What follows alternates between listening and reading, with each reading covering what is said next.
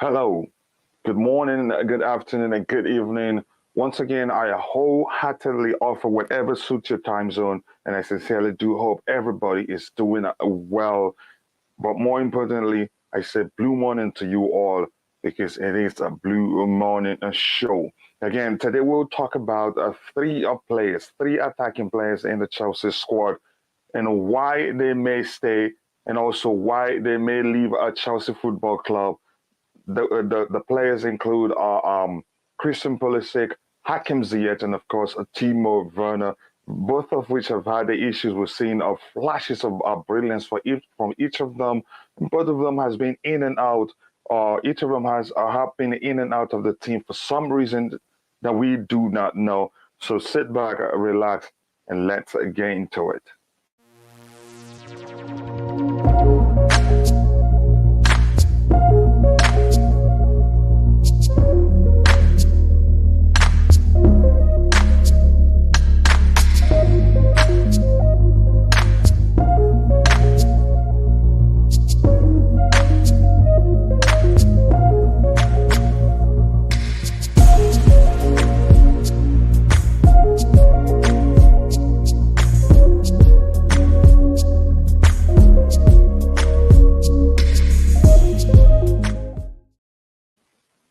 Yes, people, once again, welcome back to the Blue Morning Show. Today we have quite a few stuff to talk about. And as we go through it, if anything comes up, if there's any breaking news, be sure you can be rest assured we will bring it to you. But we will start by talking about these three players. Christian Pulisic who's still young, Hakim Ziyech, who's approaching 30, and Timo Werner, you could argue, is still but he's getting he's not that younger anymore. But these are all good players, and but for some reason it hasn't really worked out for them at Chelsea Football Club. We will look at analyze each of them, look at their respective situations, and try to find out whether that's a chance they stay at the club or whether that's the chance they leave the club. But each of the cases, you could argue, differs from the other.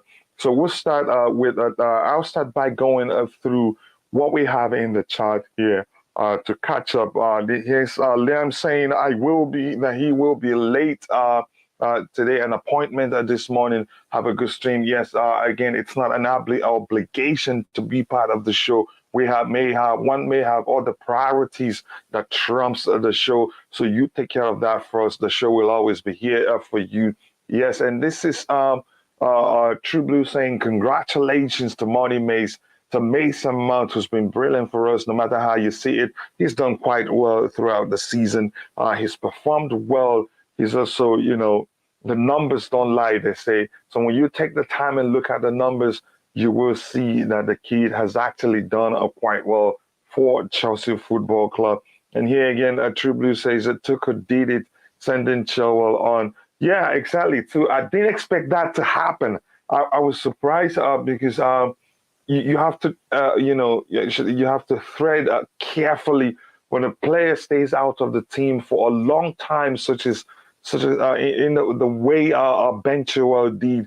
I think you're taking a risk by involving them too soon in a play. Tuchel usually don't do that. Why he did that, I just do not know. But again, it was near the end of the game. I forgot how many minutes. But then again, to me, it's a risk. He needed to be given the time, not to come back feeling like he's under pressure to perform. But of course, Tuchel will always do his thing. When you think it's do A, he does a B. And that has happened on occasion, especially when you talk about his selection process. He's never been consistent. He's always, changing pattern. You could otherwise say he's always unpredictable. Now, let's look at what else we have there. It says swap Werner for Lewandowski or Nkunku. Do you think that's possible? I don't think it's possible. What the question remains: where does Lewandowski want to go? Looks like he's bent on joining Barcelona, but we're here in Barcelona may not be financially buoyant enough to accommodate him, given you could argue they're still struggling with, they're still financially stressed, if you ask me. because all they've been busy doing in the transfer market is looking for players, players who are out of contract to get them on a free. So again, I don't know. Most people are arguing that Lewandowski isn't coming to Chelsea, but there's a chance he comes to Chelsea. Why? Because of Barcelona and ready and may not be able to pay him his salary demand, and they're still stuck with Dembele. They want to keep him. They have Aubameyang, who I believe is earning quite a lot of money there. So it may well be the case. So, but we'll see what happens. If he comes to Chelsea, I'd like him. I'd like that because he's such a fine finisher. No denying that. But the question is, would he want to come to Chelsea? There's a chance PSG snaps him up too because they're desperate to win the Champions League. And here, True Blue says that losing Pulisic and Ziyech will be a mistake, indeed a mistake. But there are a few factors that may cause them to leave. And there are also a few factors that's beyond the control of the club that may cause them to stay. People say don't change the system for Lukaku, but far too many ask to play out of position. Let's get over the adaptability because BS play players to their strength. I think we've seen it that is something that will probably not happen under Thomas Tuchel. While at PSG and at Mainz, at Borussia Dortmund, he was known, to switch up formation, even sometimes play three different systems in a single game. Why that hasn't happened at Chelsea Football Club, I just don't know. So we'll see what happens. Maybe after a few signings, to help him, bring it out. A few signings that gives him the opportunity to bring in players that play the way he likes.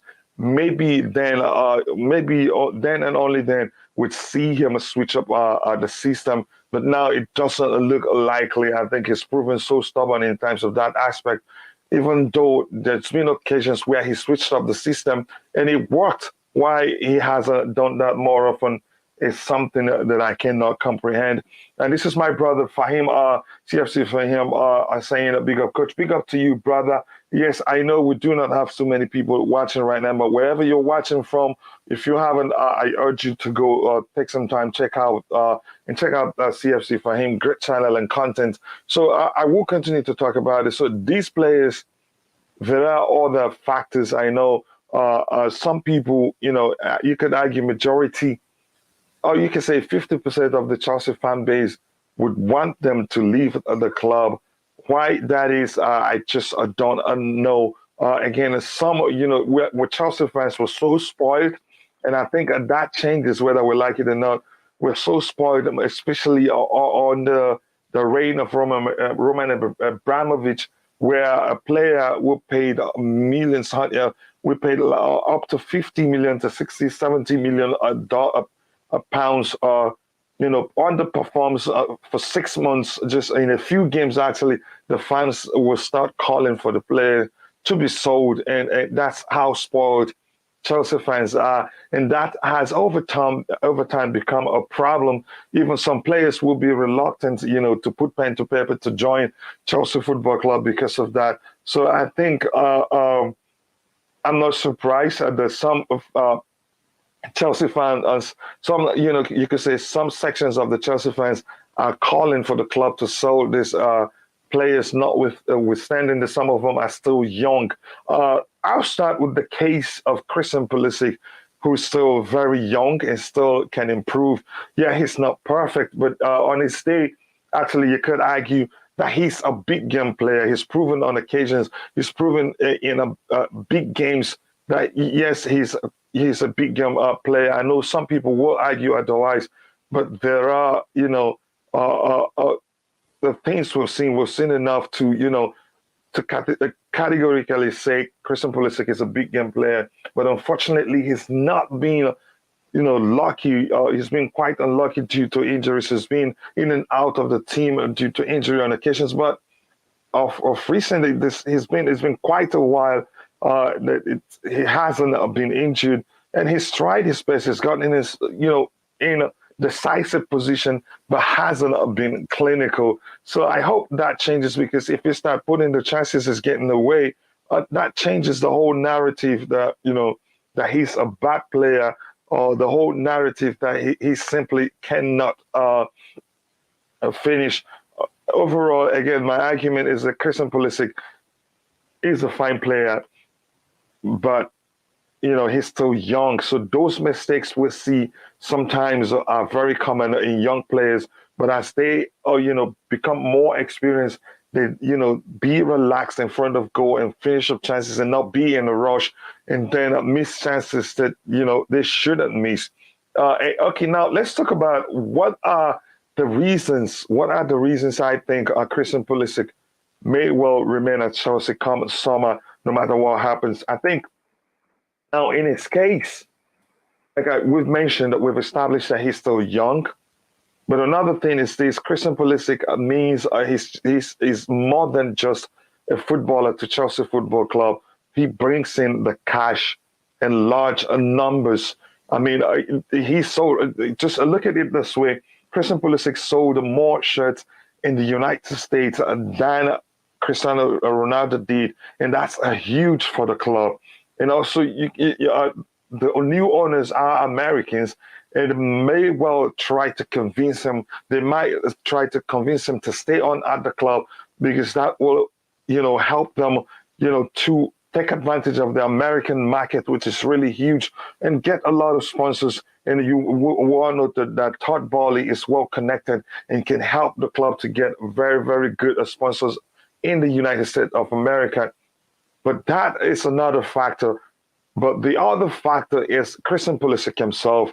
We've heard his father complain about lack of game time, lack of, he's not been playing as often as he would want. Even the kid himself, even though he hasn't complained that much, you could argue he's frustrated, and he's shown it on occasions that he's frustrated, but he didn't come out and say plainly that he wants to leave. But the truth is, he may well leave the club looking for game time elsewhere. So it comes down, like I said, it comes down to Christian Pulisic himself, what he wants to do with his future. The truth is, it's a World Cup year, and he would want to be playing as often as possible so that he gets called up for the national assignment for the United States men's national team. So it all comes down to him, and I don't think he will accept not playing as often as possible and always only allowed to come off the bench to impact games. I don't think he'd be content with that. He'd be looking to play as many games as possible, and he's got it in him. And again, if we are talking about letting him go, I think it was with my friend Stav, and who's also talked about the case of Ayam Robin, who, when he was at the club, when he was at Chelsea Football Club, he had issues, lots of injuries, and we had to sell him partly because of his injury, issues. And then when he left the club and went to Real Madrid, the rest is history. We know how well he did there. We also know how well he did at Bayern Munich. He was on fire, and he went on to become one of the best players in the world. With that, I want to welcome my brother Declan to the panel. Declan, how are you doing today, brother? Good. Good morning. How is Brilliant. everyone? And yourself? We're good. We're good, brother. I can't complain. I'm happy that you found time to join me today. I know this will be a very, very, you know, combative argument with you, because I know how you feel about these at least two of the players on the list. So let me start up immediately, or maybe let me just catch up with the chat quickly. Here we have. Okay, I think I've read this before, but you might want to look at it. He says losing Pulisic and Ziyech will be a mistake. People say don't unchange system for Lukaku, but far too many acts to play out of position. Let's get over the adaptability BS play to players strength. First, let me ask you this before I even ask you questions on Christian Pulisic. Do you think that playing these players out of positions Because the truth is that being played out of positions on occasions, if you ask me, or maybe far too many times, do you think that's the reason why they're not at their best? Yes, yes and no. Um, well, Ziyech especially more. Pulisic should be more adaptable. And he Mm, hasn't played a lot of different systems as well. I mm, mean, his skill set he should still be able to do what he does. And you've seen he's been in great positions. He's done well, even in this system. mm, Maybe not the maybe when like he might be a lot better if he plays down the line with more mm. space. But he also has the dribbling skills to play in tight spots. And you see him play well. He gets chances. I mean, the only thing wrong with Pulisic is his conversion. Maybe that Yeah, wasn't his because biggest strength. here's one thing. I think I agree with you on that. Here's one thing. He's one thing you always get from Pulisic is the runs. He always gets in the box and he always be at the right place at the right time. And like you rightly put it, all he needs to do is just to put away the chances when they come to him. But he hasn't done that consistently. But go ahead, brother. Yeah. So um, people forget like Pulisic still for me is still young, and he's still adapting to what Tuchel wants to do. And I think when he's on his game, he plays well, and then he gets in great positions, and you're starting to link up well, and he's at the end of the last of the last ball, and he fluffs it. I mean, it's a common problem in our team. You got Werner doing the same thing. You got everyone doing the same thing. I think if it'd be so funny if everyone started converting their chances, especially the easier ones. I think this conversation would be very different. I mean, I I, don't think Pulisic being, I mean, besides being unfit or being injured all the time, so he I hasn't been. go ahead, go ahead. Yeah, I said for me, Pulisic is still being alright. If you take away his injury problems and take away the easy chances that he missed, I mean Mm-hmm. that's what's holding against him. For me, he's still young and still can. He has a lot of potential to improve those areas. So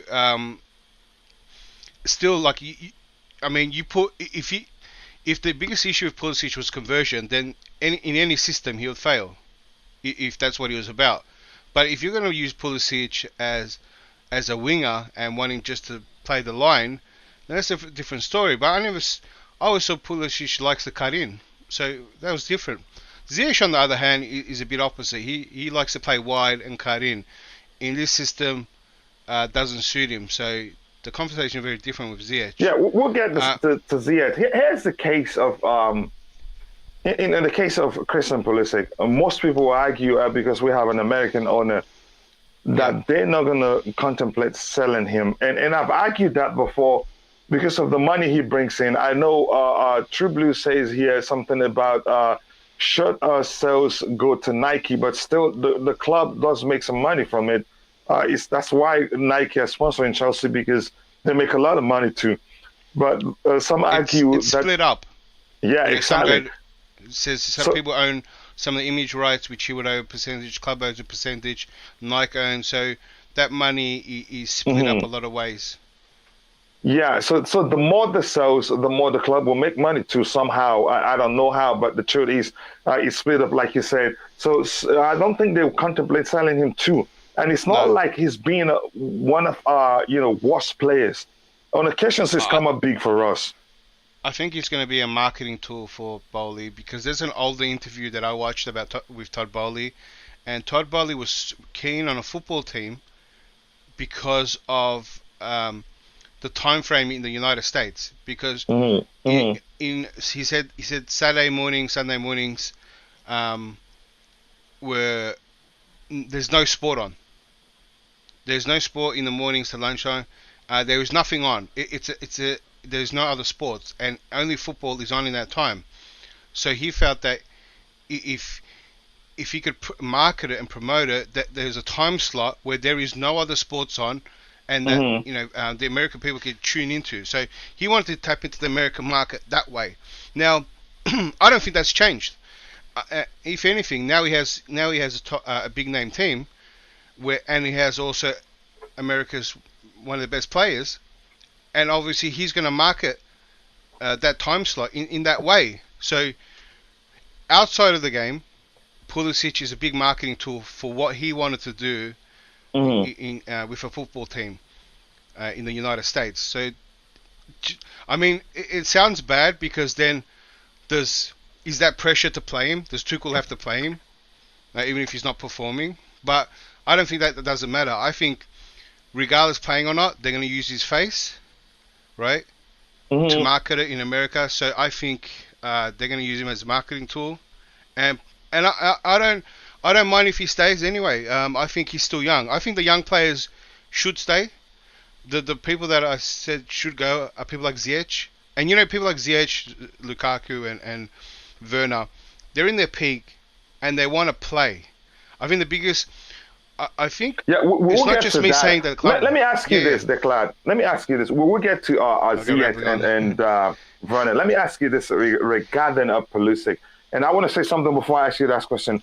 The truth is, it take a long period of time where his leg is broken, that he can't even, be on the bench for the club to decide to sell him, because people fail to understand this. Although overall he's got some talent, he's got some great potential.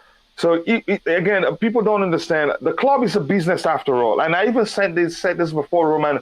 Before we found out that the Roman Abramovich era will eventually come to an end. This in a few days, actually, if in a month or if not in a few days, actually. So now, the truth remains, he's more than just a footballer for Chelsea Football Club in terms of the money he brings in.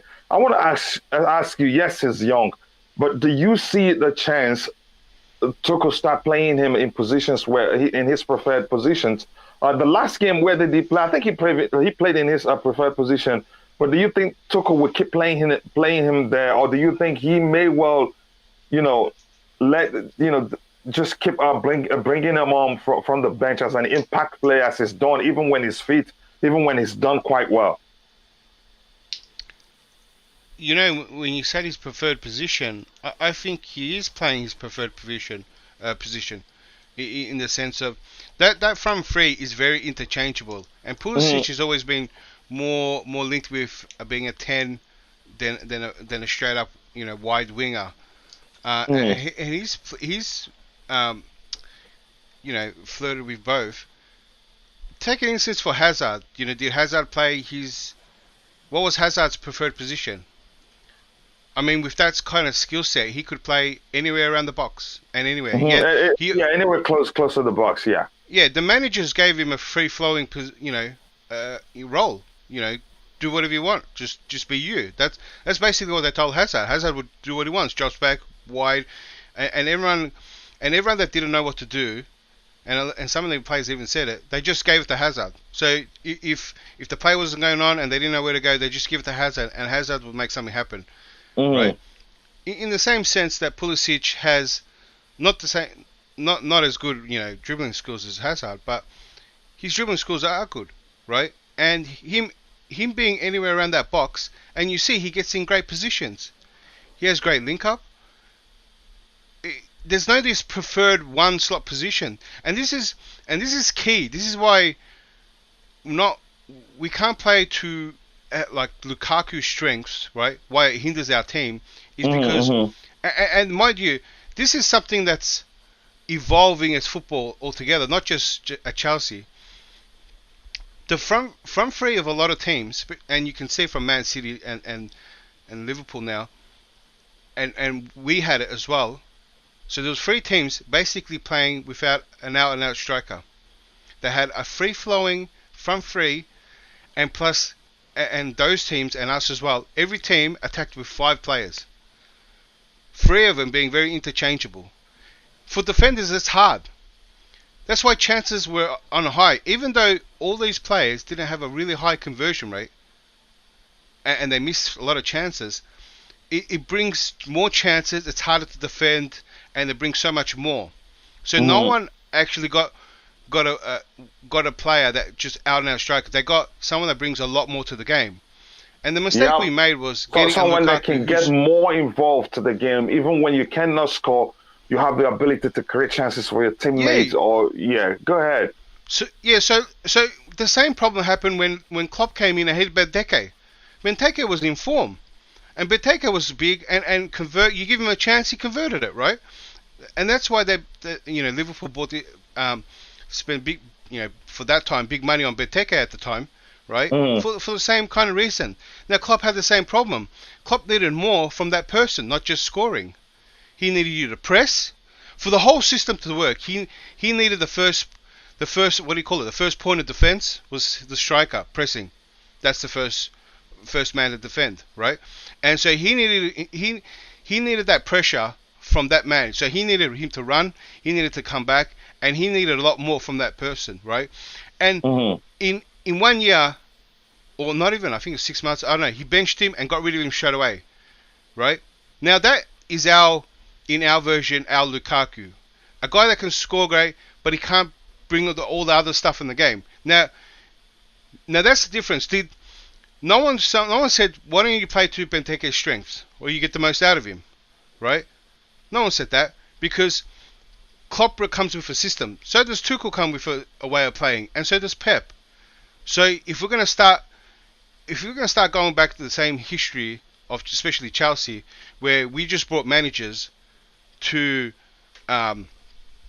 just to play with the players that the board get and just manage and try play, then we're going to have constant problems of mixed type of players all the time. But we finally have a good coach with a good way of playing. Why don't we play to the way he wants to play rather than change to all these players? Because what we have here, and what you've said, we have Ziyech. Are we playing to his best position? We have Pulisic. Are we out playing? Are we playing to best Werners? Are we playing to the best of Lukaku's? And then you go back and ask the same questions. Can Rudiger play in a back four? That was asked. Alonso can't play outside? In a back four, so he only plays well in a wing back role. Does Reece James benefit better playing a wing back role than a full back role? What about Jorginho? We have a team that's so mixed.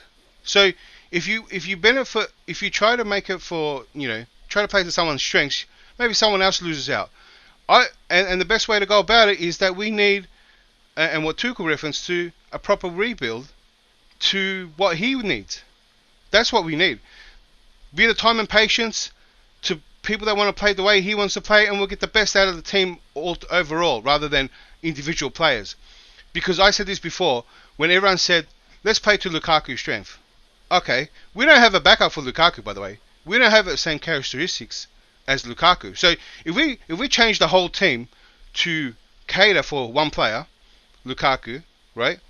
And it might work out great. I'm not going to say it because that's happened in the past. Lukaku might bang a lot of goals and we start to do really well. But if Lukaku gets injured, who takes his spot? Now we've got to buy a backup for him, play the same way. Or if the opposition team mark him out, then we're done. They will. That's why that out and out number 9 is an old tactic.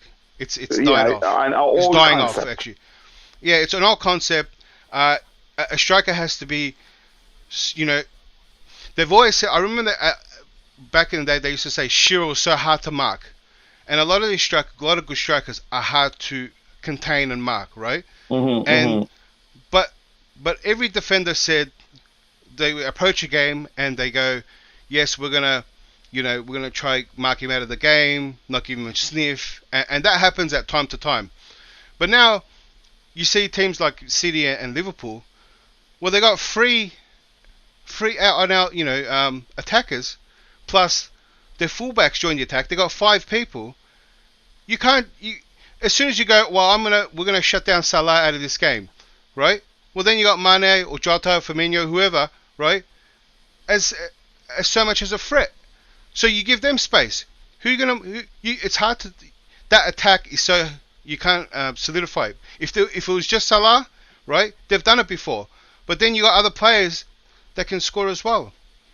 So that's the way to, that's the way I think, not I think, that's the way it's moving forward.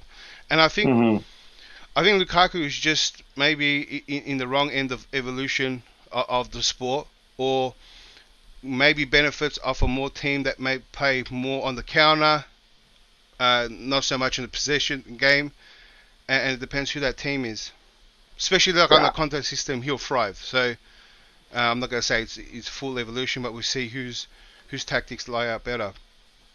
yeah. I think that may well be the correct argument. He's just on the wrong end of an evolution. And again, but there are still teams where he could go and thrive. And that's why I've always argued, maybe again, because as long as Thomas Tuchel remains, he may not, see that form.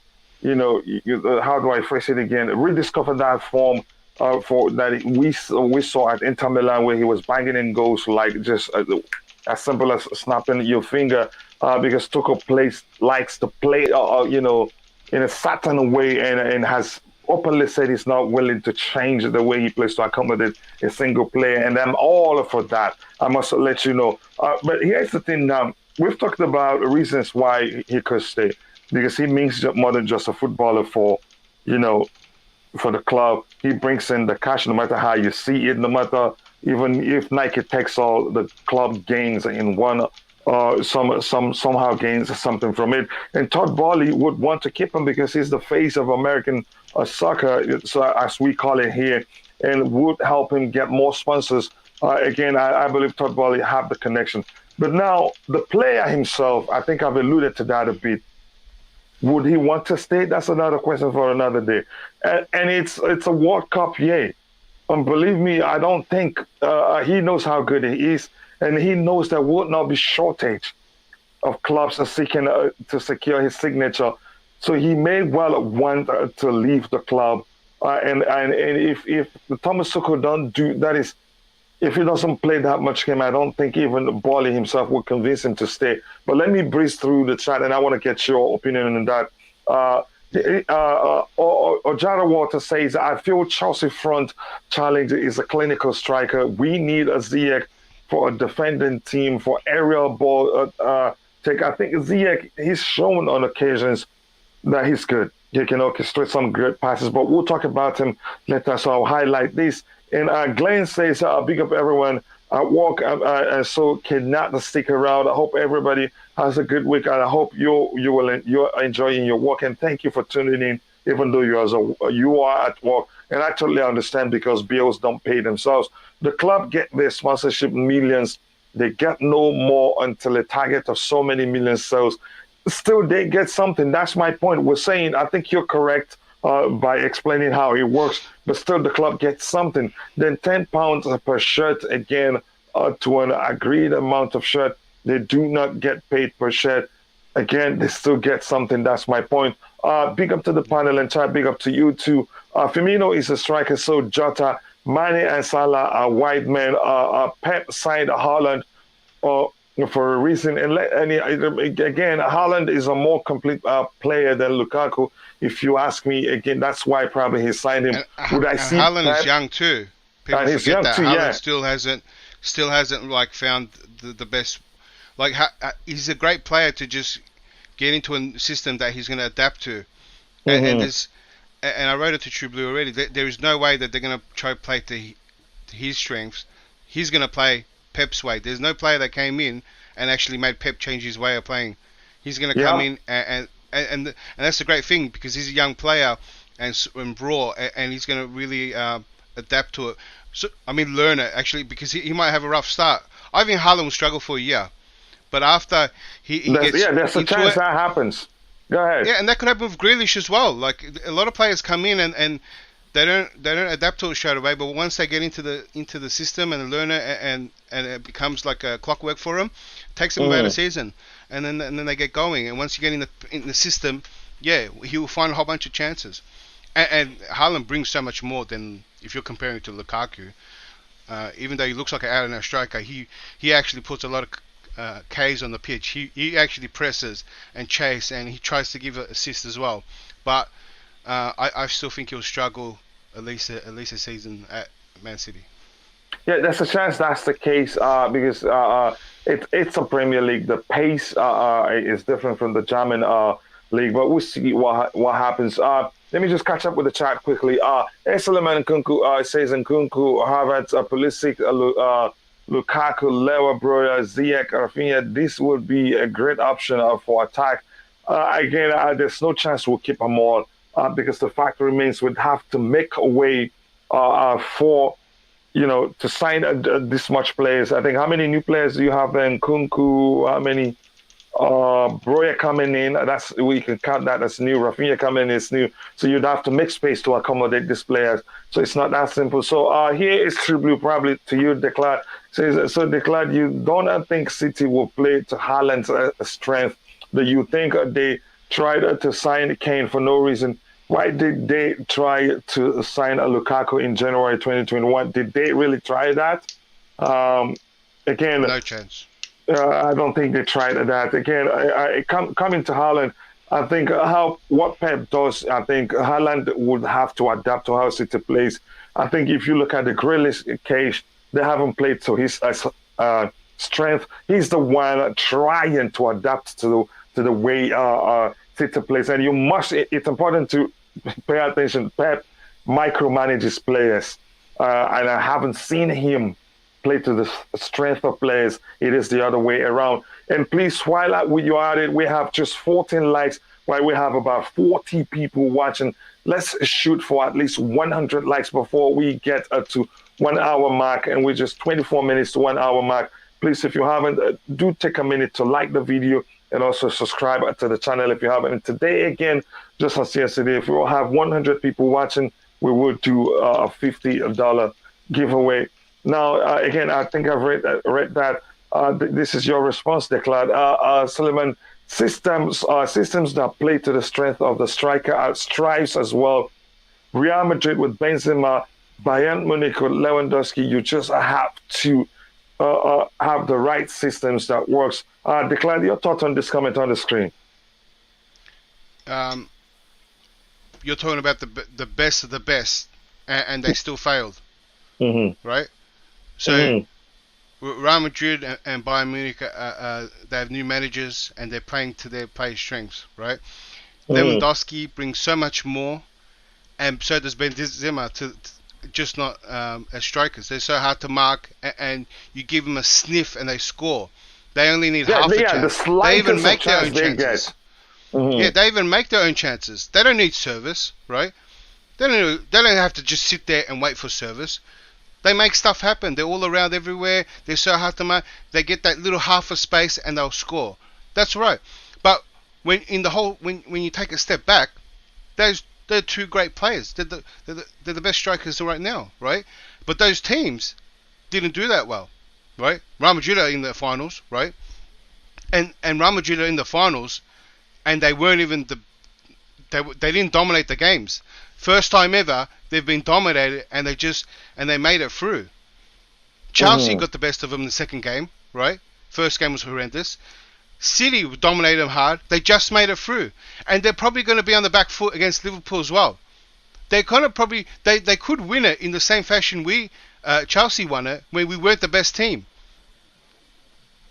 And so, in terms of when you talk about systems, right, and the strikers play to the strengths of that, the teams that are leading, and that's why there's an evolution, right? Because I was trying to think then too. I think Frankfurt actually play with interchangeable front three too, and they won the Europa. So as football's changing and systems are changing right now, constantly changing. These teams that you just mentioned aren't the best teams in the world at the moment, right? Man City and Liverpool are leading the way, and last season we played like that, and we did even better than this season with an out striker, right? People are playing to coaches' systems rather than the other way around, because it's becoming a different, a failed system where even Real Madrid used to just buy a whole bunch of good players and just keep going through managers till one actually got them to play right. But systems are actually manager system is actually dominating more now, right? So the whole scope is changing. Even that Bayern coach played in a certain way back at Leipzig, got him playing well. Now he's at Bayern Munich. He actually isn't doing that great. and he could lose his job as well. He's got all these great players. So if you want to play his strengths, we may never catch up to the likes of Man City and Liverpool. But if we play a system, we get the right players for that system, right? And because the way what Tuchel's brought and why I want to keep playing the same way is unique. And when you bring something a bit more unique, right? Teams struggle to find a way, and that's what Mourinho did. Mourinho's system that he brought, right, was more unique at the time and was a very counter system to the meta. Everyone playing 4-3-3 at the time, and that's why Mourinho did so well for a long time. So now you're looking at different systems that are taking over that one now too. So I want players to play for Tuchel's system rather than we get one player that's great and now we have to evolve the whole team around him, and once that fails or the player wants to go or whatever the reason, the whole thing falls apart. Because for a long time Chelsea board has been doing a lot of the signings because they never trusted our managers, because we just turned over so many. So the board was doing the majority of the signings, and I hope that changes now too. I think that will eventually. I think that you could argue that has already actually changed under Roman Abramovich, because he has a manager in Thomas Tuchel that has placed the way he likes football to be played. And look how many finals it took us to within just in less than a year, actually, before we got to a year. But that's by the way. Let me just try catch up with the chat. And again, if you're just arriving or if you haven't, we have about 72 people watching. No matter where you're watching from, you can join us here on Facebook. And if you join us here on Facebook, you get a chance to win $50 because we'll do a giveaway the moment we have 100. Okay, today I said 200, but I would try and do it at 100. If you haven't, please like the video. The more you like the video, the more the YouTube algorithm will be triggered, and we'll get more people to join us and have a great fun here. And also, if you haven't subscribed, please do so. And again, let's get back. I'll get back to the chat in a bit so that I'm all caught up. I've read that, and here it says AC Milan just won the league with an out and out. Nobody say, listen. Here's the argument with an out and out striker. Real Madrid just won the title with a striker. Ajax won the title with an out and out striker. So did Bayern. Hearing so much drive. Again, I get your argument, True Blue, but the case is Benzema is an all-round player. He's not just that the guy that only waits for the ball in the box. Again, we're talking again, making a different argument here. But True Blue is cherry picking on some of his things. If you're comparing just examples, we'll make up other examples.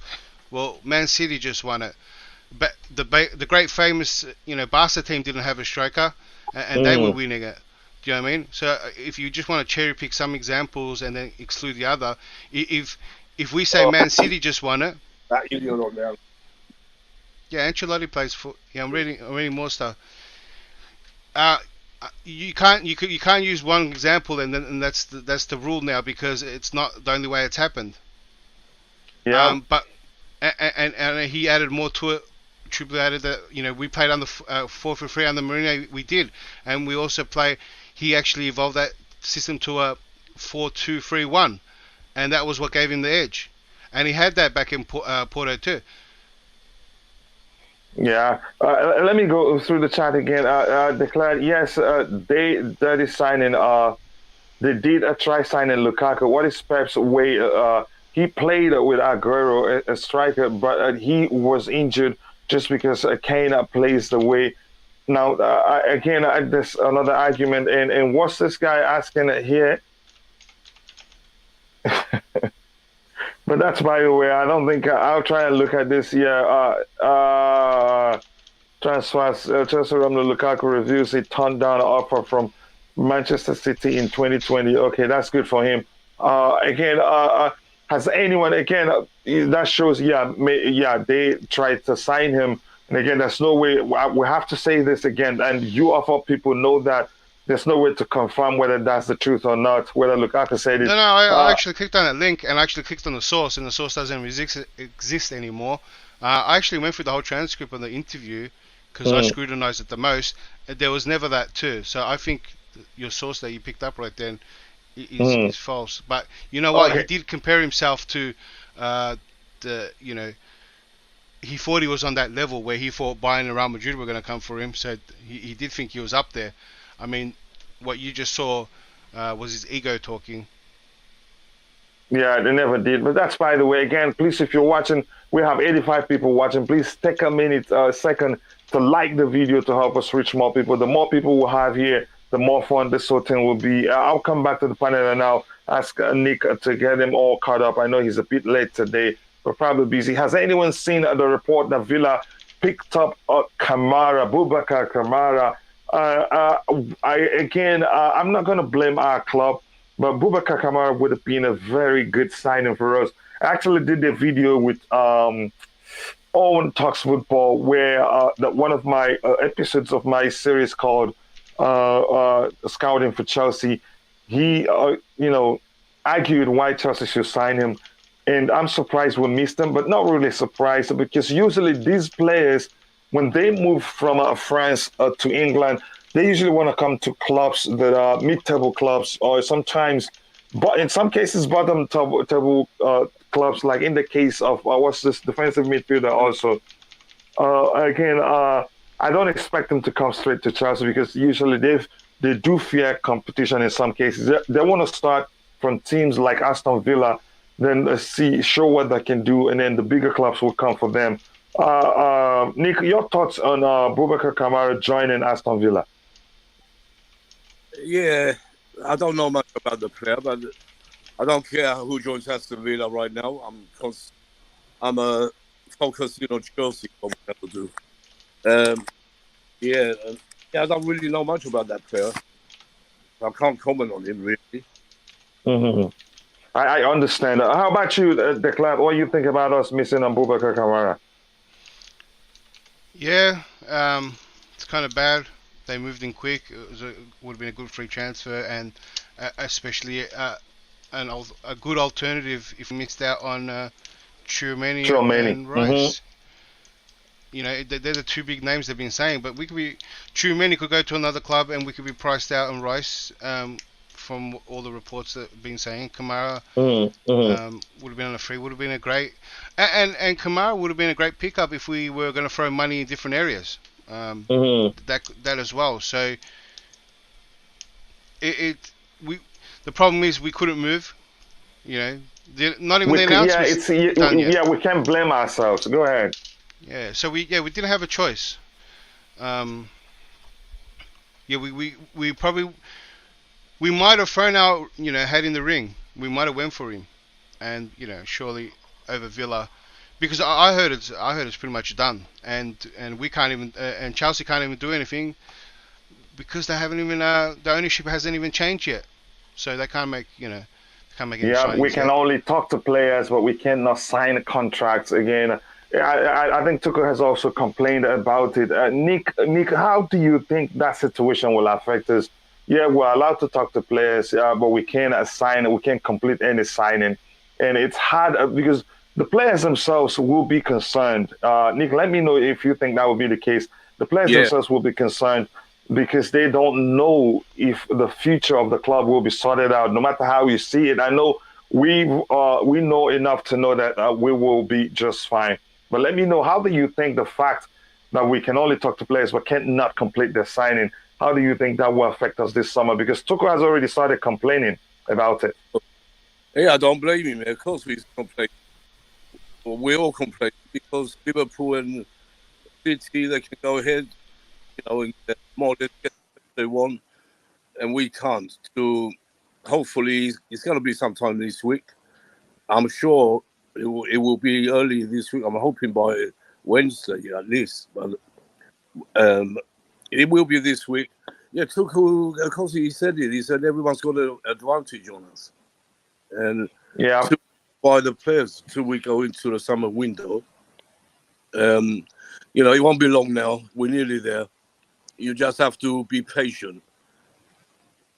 like Yeah, me. I guess, yeah, we just have to be patient. But here's where I'm really concerned. I'll bring in Declan in a bit. Here's where I'm really concerned. Yes, everything will be fine. But in what condition we will find ourselves by the time this whole Yeah, ownership transfer conundrum is over, when we're losing five defenders, yeah. The five defenders.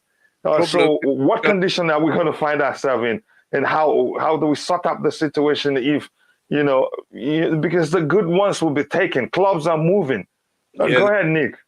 yeah. That's the problem. We're going to have second choices. I'm afraid. Yeah, not people like Kundi, who's waiting. He wants to come with Chelsea. That's a different matter. But all players are going to wait for us to be able to buy them. So Mhm. we're very big disadvantage, and Tuchel knows it.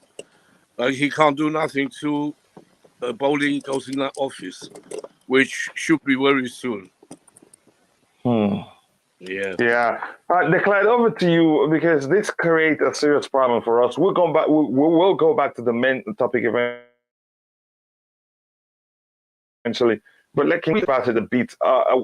If this leaves us in a very bad condition, by the time the whole thing will be done, we've lost five defenders, and then we weren't even able to talk to, because the big names will be looking for clubs that are ready to round off the whole thing, and then they see everything settled. They're ready to join them once summer comes. But in our case, we can't even sign any agreement. What are you concerned? Or overall, what do you think will happen, Declan?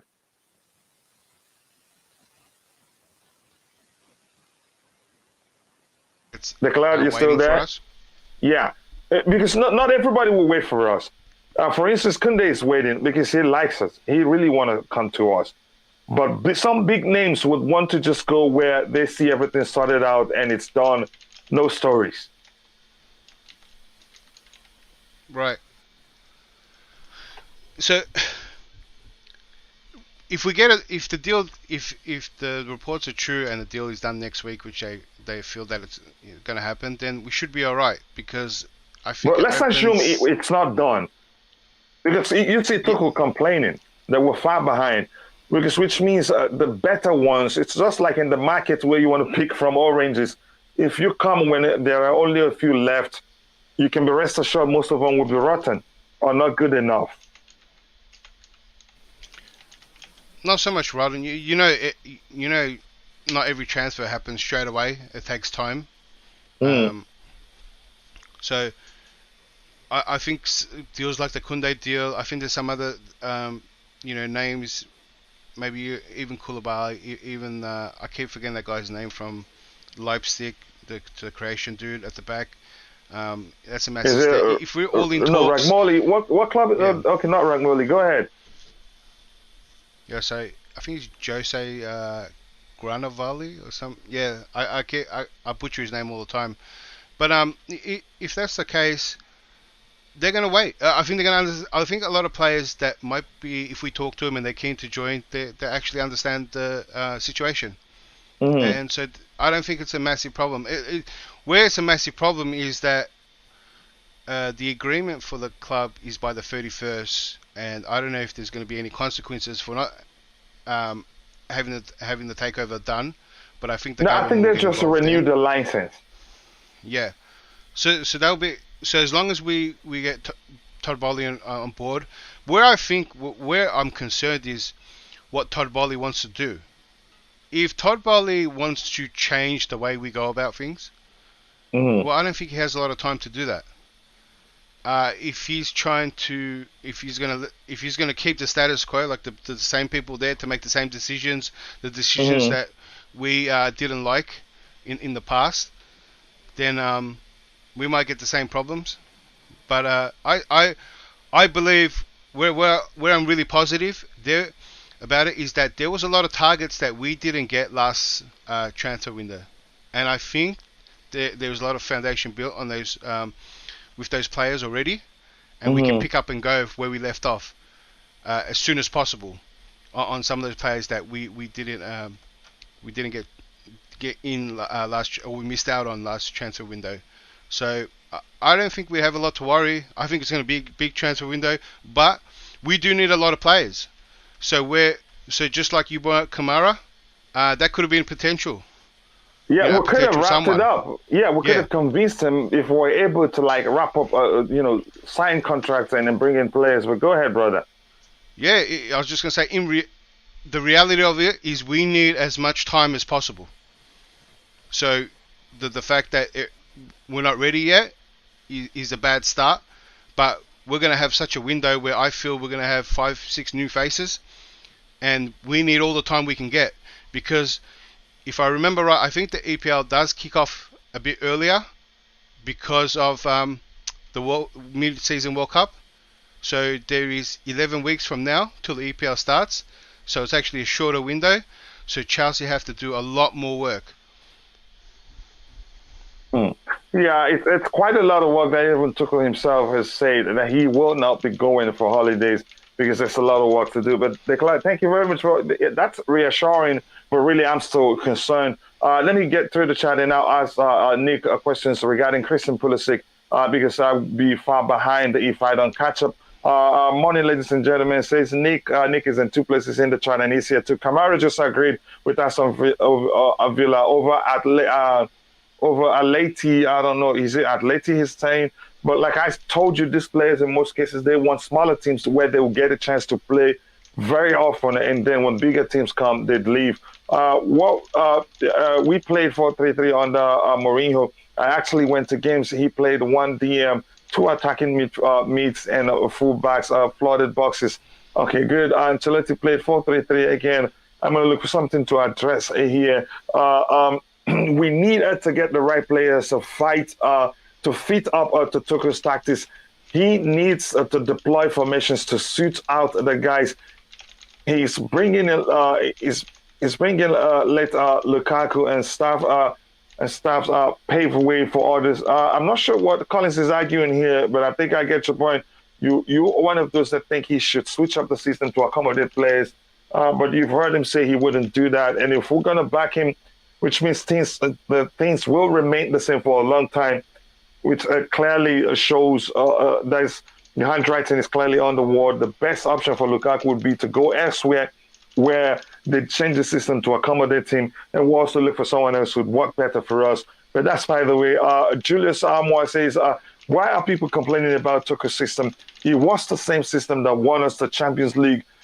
Let's get Tuchel the right profile of players that fits his system. I agree with you, and I think I'm going to leave that fight with you, with Julius Julius, I'm going to leave that fight with True Blue. You slug it out with him in the chat. He will tell you why. I think he has an answer for you for that question. Again, if you're watching, we have just 35 likes. While we have 116 people watching.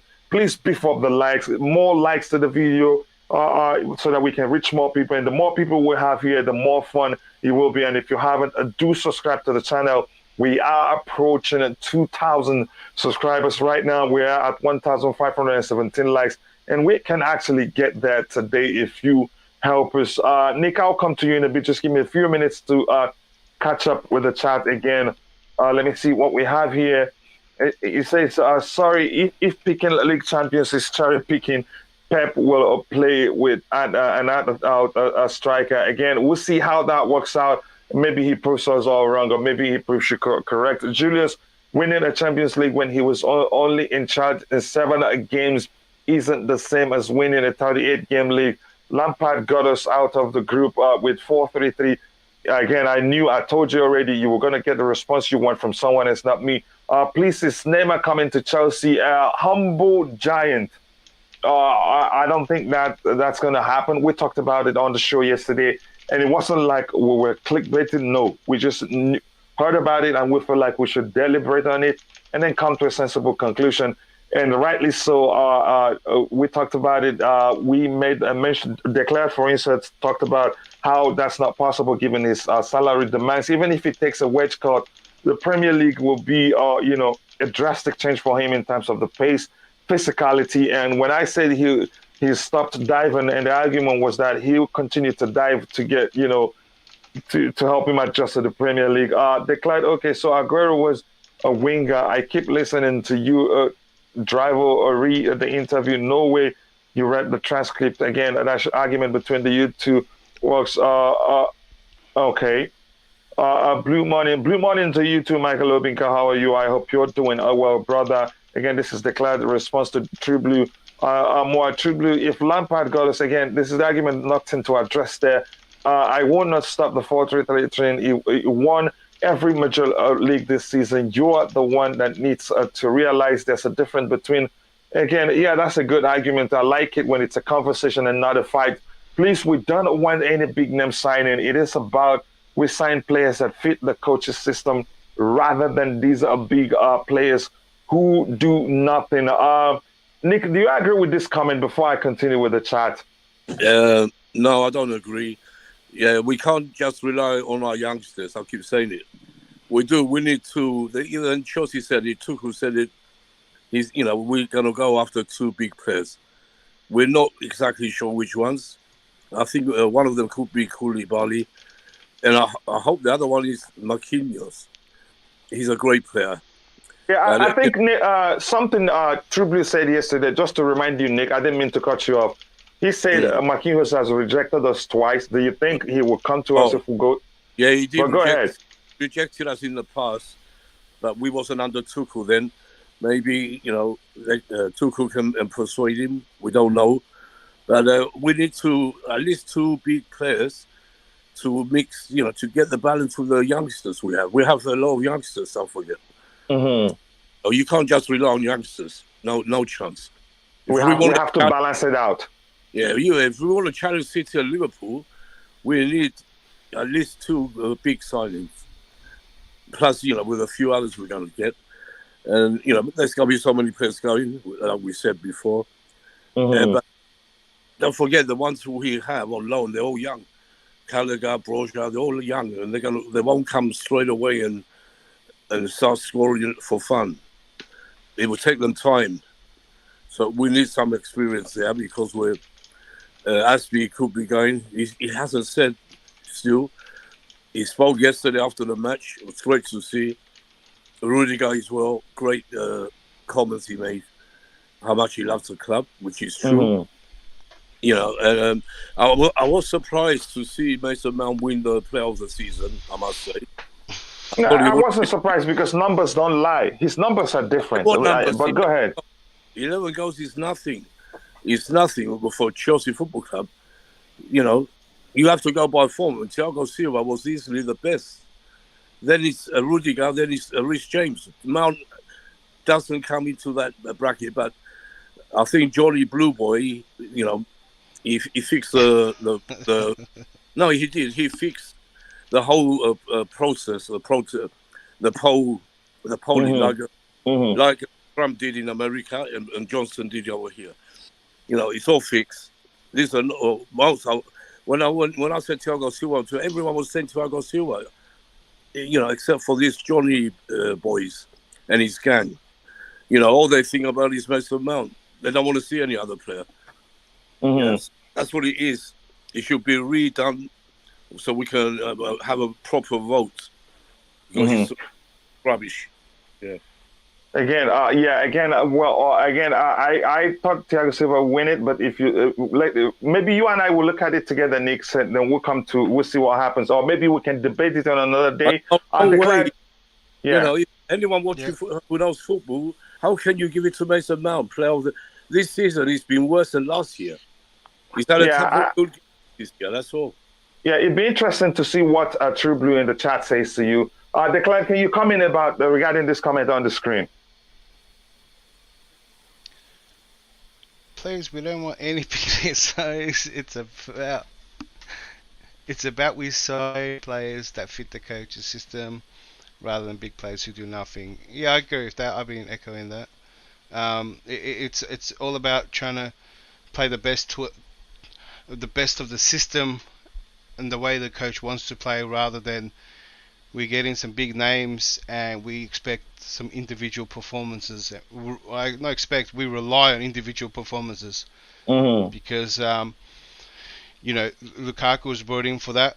I think Werner was brought into that. Some big signings, big money signings we relied on individual performances, and none of them helped us out. And we had young players carry us for a couple of seasons now. And on the on the financial side, they're one of the lowest paid as well. And we need to give them a contract too if you want to keep them. I mean, many people don't think about that too. You want you bring in ready-made players, and they're compared with low wages of academy players. Here's where this comment makes sense a bit. It just I get your point. We must not just go for players because they're big names. We must make sure that they will fit the system of the manager. But this comment makes sense to a certain extent, in the sense that the player we want might already be a big name. So again, this is a good comment that makes us think deep into the whole situation, and not just go for big names, but go for big names that will fit into the way the managers play, and not just because they're big names. I think we can all agree the same thing. We need a balance in the team. We need experience. We need youth. We need big names, maybe that fit into the system, because for brand's sake, if I'm allowed to phrase it that way, then go and build your team. I hope this doesn't come across as insulting to True Blue. Please, let's watch the language we use when we're responding. Chelsea has no chance to add the best to our centre backs when the sanction situation delays. They need to sort things out very quickly to get the best in the summer transfer window. Again, it's not going to be that simple, because already our clubs have already taken the best ones. Aguero is an out-and-out striker. Again, that's an argument. Okay, now Greentop, my brother from the Greentop. Nice to see you here, brother. And if you haven't, please take a minute or take a second to go check out the Greentop YouTube channel, and also the Global Fans channel. He has two of the biggest channels in the Chelsea community. And be sure to subscribe. And if you can, please tell him I sent you.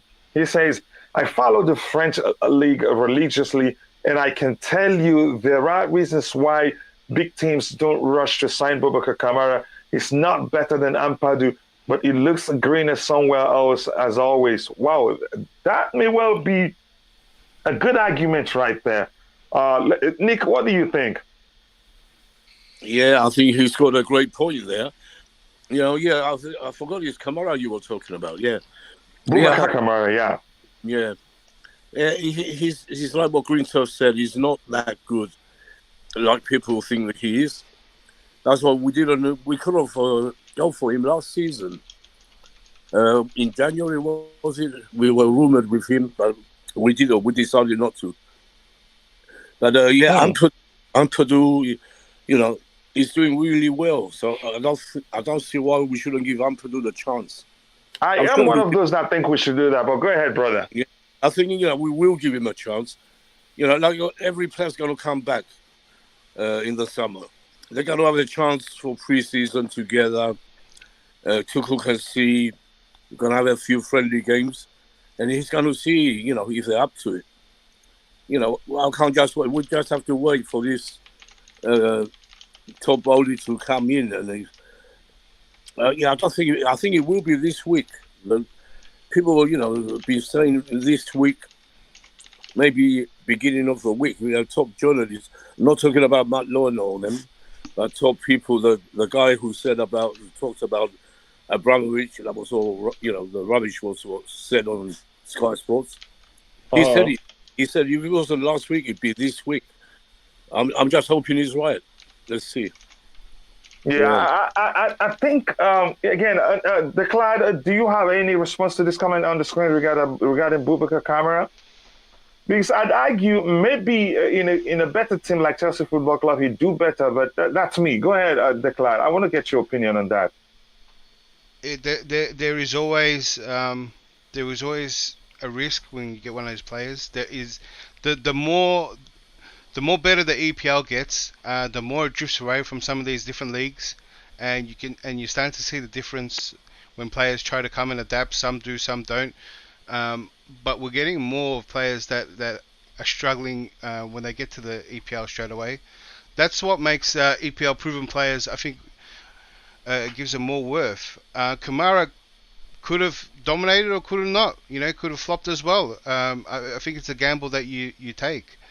I mean, Ampadu played in the EPL, still young, didn't do the greatest. So to say he's better than Kamara, I don't know. There's a lot of question marks to really test this, to really know the answer to this theory.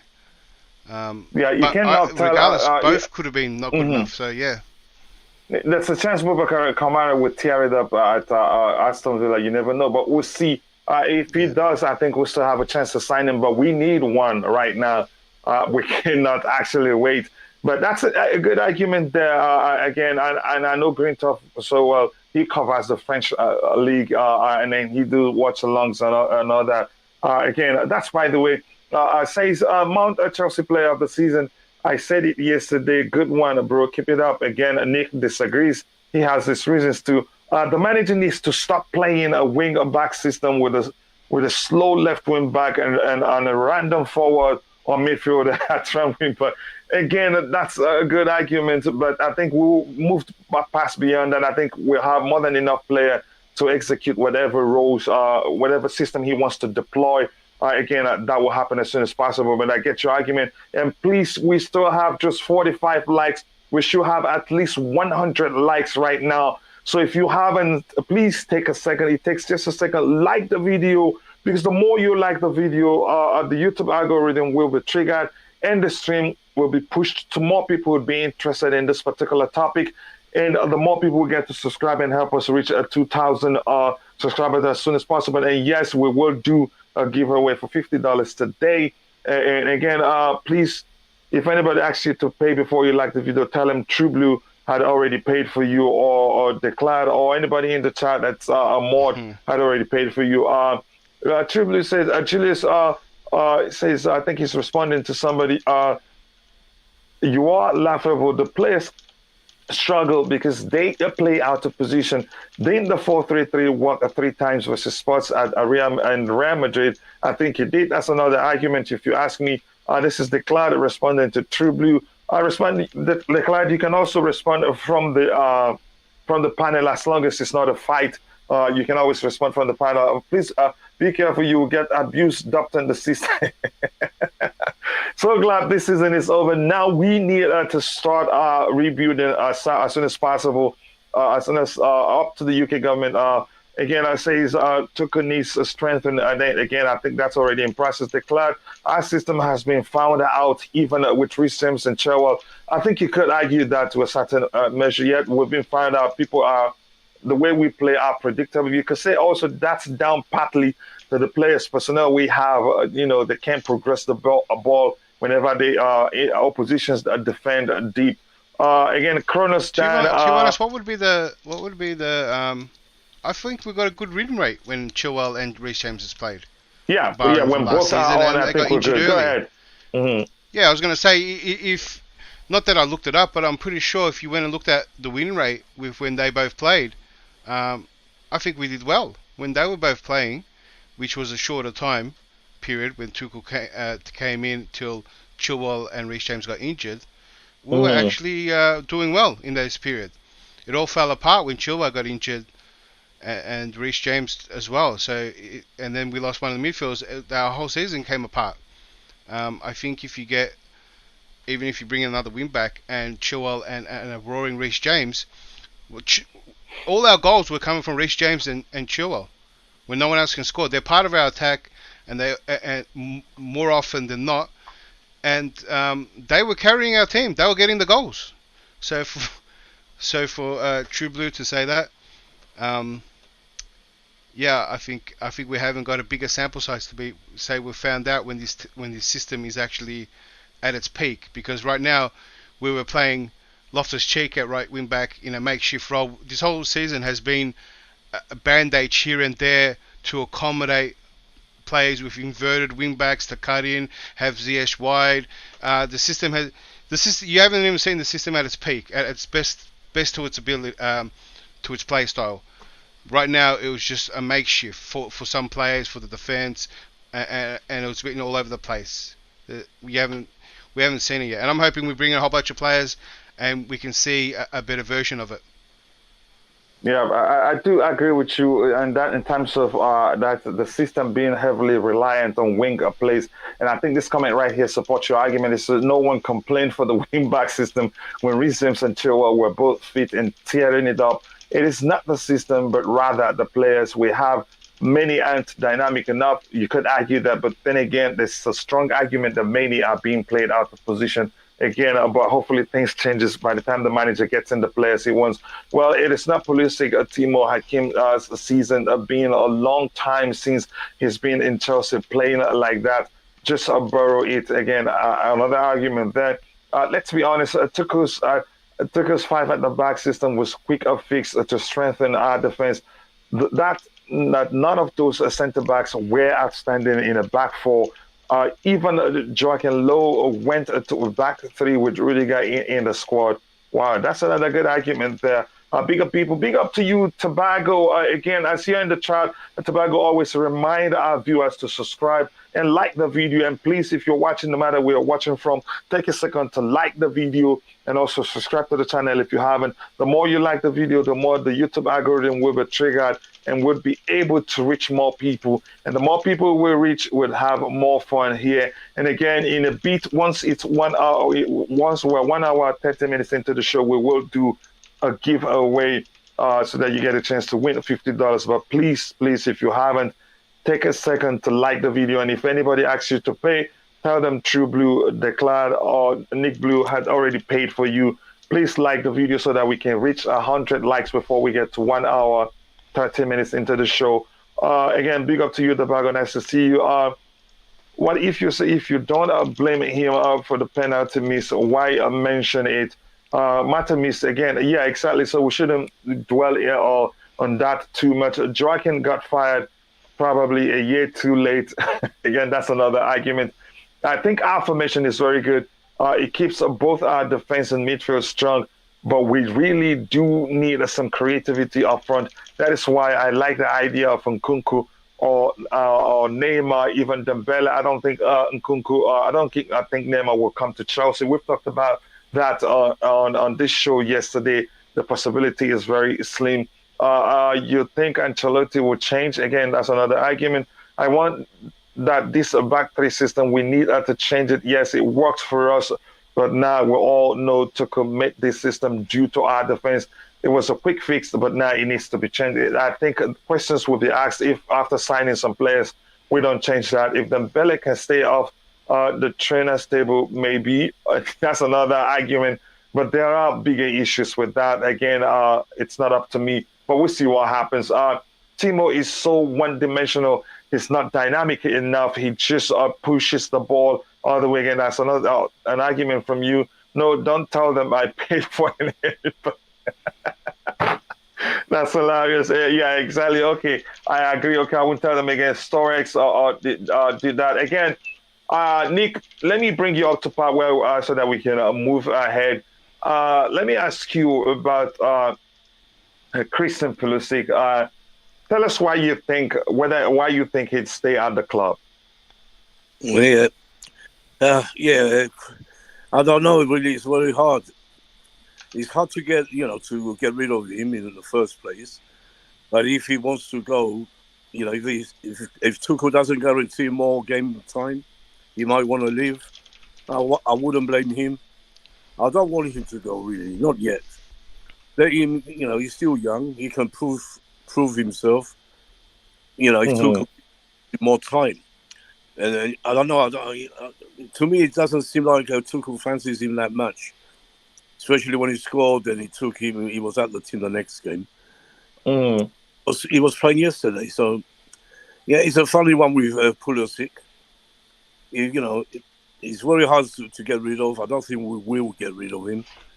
But if he wants to go, we have to say goodbye. I wouldn't cry over Pulisic.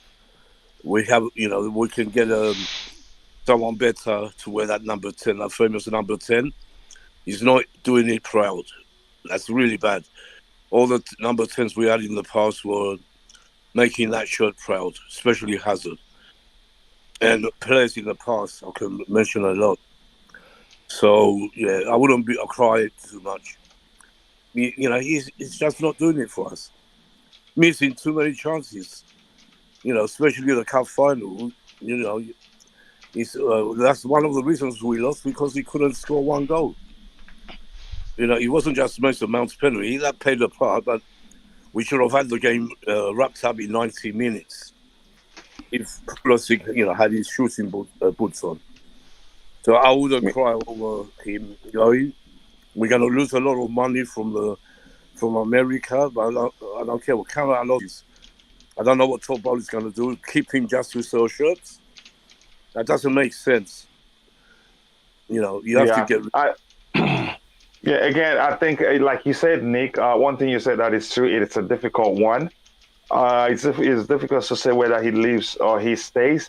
But then again, that's a chance he leaves because he wants some more game time. Now, go ahead. Yeah, goes really, because he ain't doing it. He's missed too many chances, cost us big finals. So I don't care about the shirts. We will find another player to sell even more shirts in the future. So, well, let me ask you this, Nick. Let me ask you this. Do you agree that the kid is actually a big game player because he's put up some brilliant performances against big teams in the Premier League? Yeah, I agree, but he hasn't done it enough. He hasn't done it consistently. No, maybe. That's what I mean. He hasn't done it enough. If he's young, all right, he's young, but he doesn't look like he's going to get any better very soon. I don't know. I think his future is not in the Premiership. He has to go to a different league, I think, to show what he's capable of. This league, he can't handle this league like a few players we have. It's not for him. Mm-hmm. And plus all the injuries, when they come back again, what's the point of having Pulisic out for 3, 6, 4 months? One stage, how long was he out for? 4 months? There's no point paying them sort of wages for someone who's not playing. Yeah. Yeah, you're still saying something, Nick? I said time to count our losses with the shirts and stuff. Yeah, again, like you said, it's not going to be that simple, especially now that we have an American owner, but that's by the way. But like you said, it all comes down to the kid himself. Would he be content not playing as much as he would want to? I always liked Pulisic, but, he wasn't doing it. I was, hoping he would, he had some great moments, but not enough. And to miss all them chances, 4 clear chances in the final, that's unforgivable for me. Like, I don't forgive Mount, I don't forgive Pulisic. Both done the same. They should have done better. We should have had that final FA Cup, and Liverpool would have been stuck with that League Cup. Now they've got 2 trophies, and that's all they're going to have, because Real Madrid will smash them to pieces. Yeah, we'll talk about that. I'm going to just quickly go through the chat, and I'll come back to Declan, and let's talk about the Moroccan magician. Here it says, people act like Hazard arrived as the Messiah. I swear, he says. And again, if you're in the chat, wherever you're watching from, please take a second to, like the video, and more importantly, subscribe to the channel if you haven't. And also, if you can, hit the notification button so that you will get notified whenever we go live. Please, we're shooting to get at least 100 likes by the time we get to 1 hour 30 minutes, and that's when we will do the giveaway. If you're watching, wherever you're watching from, you have to be with us on YouTube to participate in the giveaway, where you get the chance to win $50. Again, here's Tobago saying, questioning the system. Again, everybody present their argument. You think the system is an issue. Some people think the system is an issue.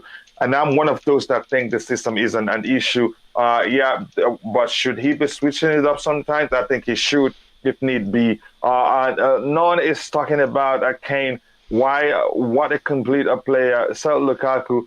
We've now have the chance to sign Kane. No, you don't have the chance to sign Kane. Kane wouldn't want to upset the Tottenham fans. That is, the rivalry runs deep, and it's actually at the point you can say it's hate for each club. And I don't think Levy was sanctioned selling Kane to Chelsea Football Club. again, it would take a miracle. Maybe if Conte says he wants Lukaku and we say, okay, let's do a swap deal, but I don't think he'd do that because he has a more complete player in Kane than Lukaku. Declan, you want to quickly talk about that before we soon will get to Hakim Ziyech? I love to talk about Lukaku, but Go ahead. Kane's an interesting one now because I feel like Kane would want to stay now. They made Champions League. Yeah. They got Conte. They brought in two players that are playing really well, and some more recruits. Tottenham can actually become a bit of a force next season. They're looking good if they keep Son as well. So maybe they could make a run at a trophy. And maybe Kane likes. Maybe that's what he wants, and maybe he might have changed his mind about moving. So that's where Kane's an interesting one, whether he leaves or not. I think he might want to leave less than he did last season because he's adamant. And then when he started the season, he was almost in protest where he didn't want to play. But yeah, for me, there's no secret. For me, I think we've got to cut our losses with Lukaku. I want pretty much new attackers, new hungry attackers, and I actually want them in an age group that's a bit younger and hungry as well. I just want high pressure, front three, with they're just hungry for goals. They're just going to see it. Some inside forwards. There's three of them. So just like how I brought up example, there's not one player we got to say we got to play to his strengths or rely on him. If they mark one out, or if one has a bad game, the other ones come through with the goods. And and this probably is a contribution to the system. I think we had 21 different goal scorers this season, which is like one of the most ever in the Chelsea team. So we might be a deadlier force if we don't rely on one goal scorer, but instead have 5 goal scorers or more.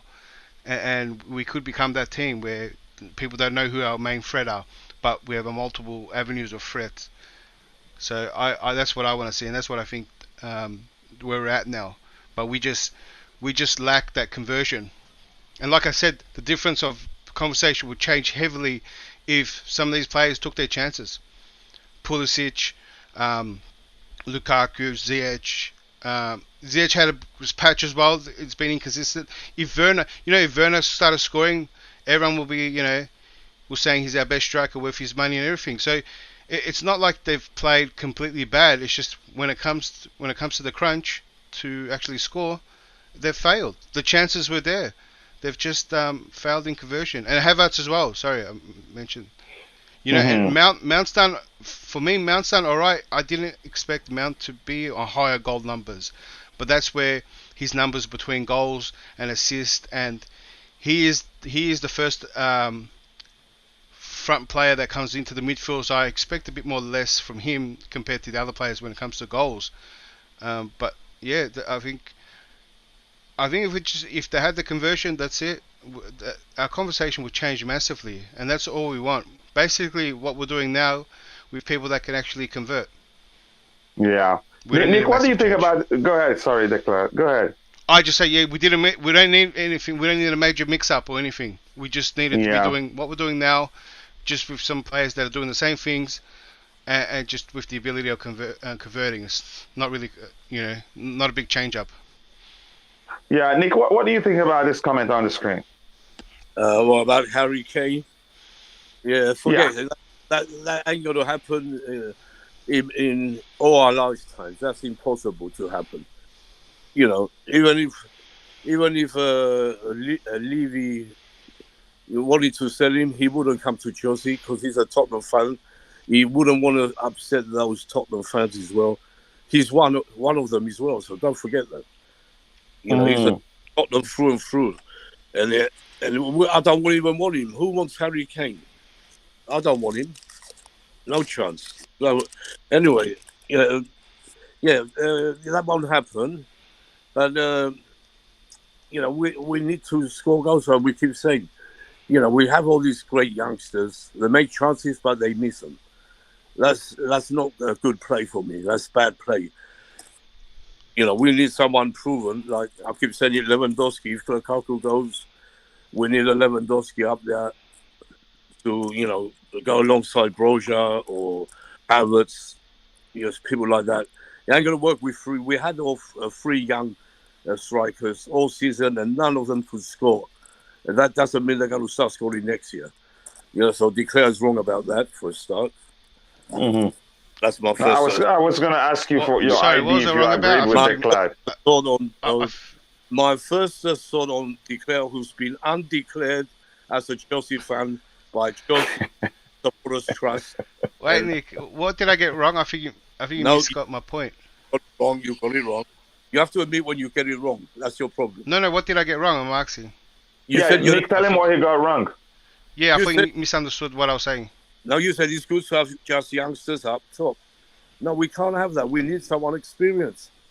When did I say that? I think you misunderstood him, Nick. But finish. He will explain. He said we can bring other players who can score, great. Who? Tell me which players we're going to bring. I said at a younger age. I didn't mean real young. I'm at least a player, within 24, 25, around there, so they can actually grow with the team and hit their peak. We can get the best out of their peak times. If we got Lukaku at 25, 24, we probably would have got the best. He would have maybe adjusted quicker, and we would have probably enjoyed the best of his years. And now he's probably so rigid in the way he's played and the only way he wants to play, and it's probably why he's having trouble adapting, or maybe doesn't want to adapt. And this goes for anyone, any player. We get him in their peak. If we got Silva younger, we would have enjoyed him a lot more. That's why I'm saying we got a lot of young players that are gonna get better. We can all agree on that. The problem with us, Declare, the problem, we don't have any goal scorers. Forget Mount with 11 goals. That's not enough. I agree. What I'm saying is get a player, a good striker, or good inside forward in the start of their when they're starting to get good. Go ahead, Nick. What you were saying? I said Lewandowski is not a good striker. No, he didn't say that. Like a Lewandowski when he was 25, 26. Does that make it? Does that? Keep saying you look at Ronaldo. He's 37 and he's scoring for fun. Doesn't mean Lewandowski. I know. That's what we have to. That's it. If they can't get the best out of Lukaku and he's going, they're going to count the losses. We need someone proven like Lewandowski. I agree, Nick, but I think it's a bandage. Like we will only get the best out of Lewandowski maybe 1 or 2 years. No, I think he's got at least 3 years. Yeah, again, it depends. I understand your argument, Nick. For Lewandowski, it depends on the system. For a team that presses really aggressively like us, getting 3 years out of him will be pretty much difficult. The system, with all these new players we're going to have coming in, Tuchel might have to change the system. Firstly, everyone knows our system and they can predict what we're going to do. That's got to change. I know when Chilwell and Rich James were playing, it worked. We never conceded anything because as we had Silva and Rudiger, they wouldn't let no one through. We wasn't conceding anything. But we have to change that because they all know about that. And with these new players coming in, Tuchel might change it. He might change a different way to play. Let's see. I think Tuchel is known to switch up formations a lot. I think probably because of the personnel we have, he was forced to stick to one. But that's, by the way, again, True Blue that's responding to True Blue. Data shows that most of foreign players that have succeeded at Chelsea since the Roman era have had a history with the French league. Their physicality make them fit. Drogba, Malouda, Michael Essien. Again, that's another argument. Please, Morton Hazard didn't arrive like a messiah. Yeah, thank you very much for saying that. Bright Spurs don't do deals with Chelsea. They never do. And we don't see that happening. It hardly happens. I think Chelsea I don't think did what's his name? Wasn't this French guy that played for Chelsea and played for Sports? Did he leave straight from Chelsea to Sports? No, I think he left Chelsea to Arsenal and then to Sports. I'm talking about what's his name? You're talking about black centre back. I think it's centre back. Gallas. Gallas. Gallas, William Gallas. He went to Arsenal before Tottenham, right? Yeah, he went to Arsenal, then he went to Tottenham. Yes, exactly. Because it's usually difficult to see Chelsea players to move straight from Tottenham. I don't think that has happened for a while. Neymar incoming, yes, we've established that yesterday. That was why we talked about it. We didn't use it as a clickbait. We had to talk about it to come, find a sensible conclusion. And the conclusion was that he's never coming to us. Bright is what it is. Yep. Morton, he comes, and this is Bob. Thomas says he's not going to holiday, saying that he would like to speak with the new owners. Not just that, because there's quite a lot of work to do, and it only makes sense that he says that. And this is Bobby Smoky Signals. How are you doing, brother? I know you're probably at work. Good luck, guys. We'll join you, but on the road and listening. Okay, I've sent you the link already in case if you have time. Truly, it's not okay to respond to everything when fans have censored their speech. It becomes a cult. We don't want to become like Arsenal, where we are no longer in the realms of reality. I think this is a good comment. It's democracy here. Fresh your opinion. Don't insult anybody. And if you don't like what anybody says, present your counter opinion or counter argument. Kwame Asante Football says, I think our build-up as a team was entirely slow for the most part of the season. We dwell on the ball for long when we should release it. That has happened on occasion. That's especially true whenever we play so badly, and then we can. I think in most cases, the case has been, the intensity or how slow we move the ball. No sports player to Chelsea, that hardly happens. Hasselbank, Monku, Johnson, Robin, Dutch. I'm not sure why you're listening to this. Let me know. I think Kane is going to stick it out with that fourth place finish, especially if the board gives Conte some money. That's the truth. He stays, especially now that made it the Champions League. I think Declan said that too.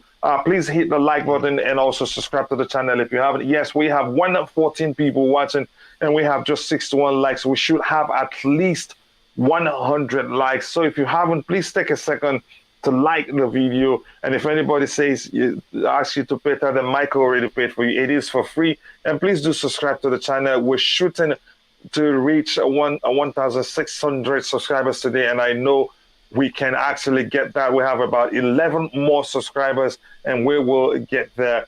Now, this one is in Arabic. I can't read it. If anybody can read it, tell me what it means. I'm not sure. And apologies to the person that wrote. I know they mean to communicate something, but I don't read Arabic. Please hit the like button and also subscribe. Thank you again. Kane will stay at Tottenham with Conte. They will fight to stay in the top four as well for every other competition. I think if they get Conte what he wants, they have a chance of winning the Premier League next season. Given that Chelsea will be overhauling, Manchester United will be overhauling too. I think their only strongest competition will be Liverpool and Manchester City, so they have a good chance of winning it, if you ask me. Daniel Levy will never deal with Chelsea anyway. Again, that's a good argument. Hakim is simply not consistent. I think the Premier League is too physical for him. I would argue otherwise because he's improved and he's also doing well defensively and otherwise, physicality-wise. He's starting to deal with that in the Premier League. Again, comments are Hakim Ziyech not coping with physical. Again, I don't agree with that. He's improved in terms of the physical aspect of the game.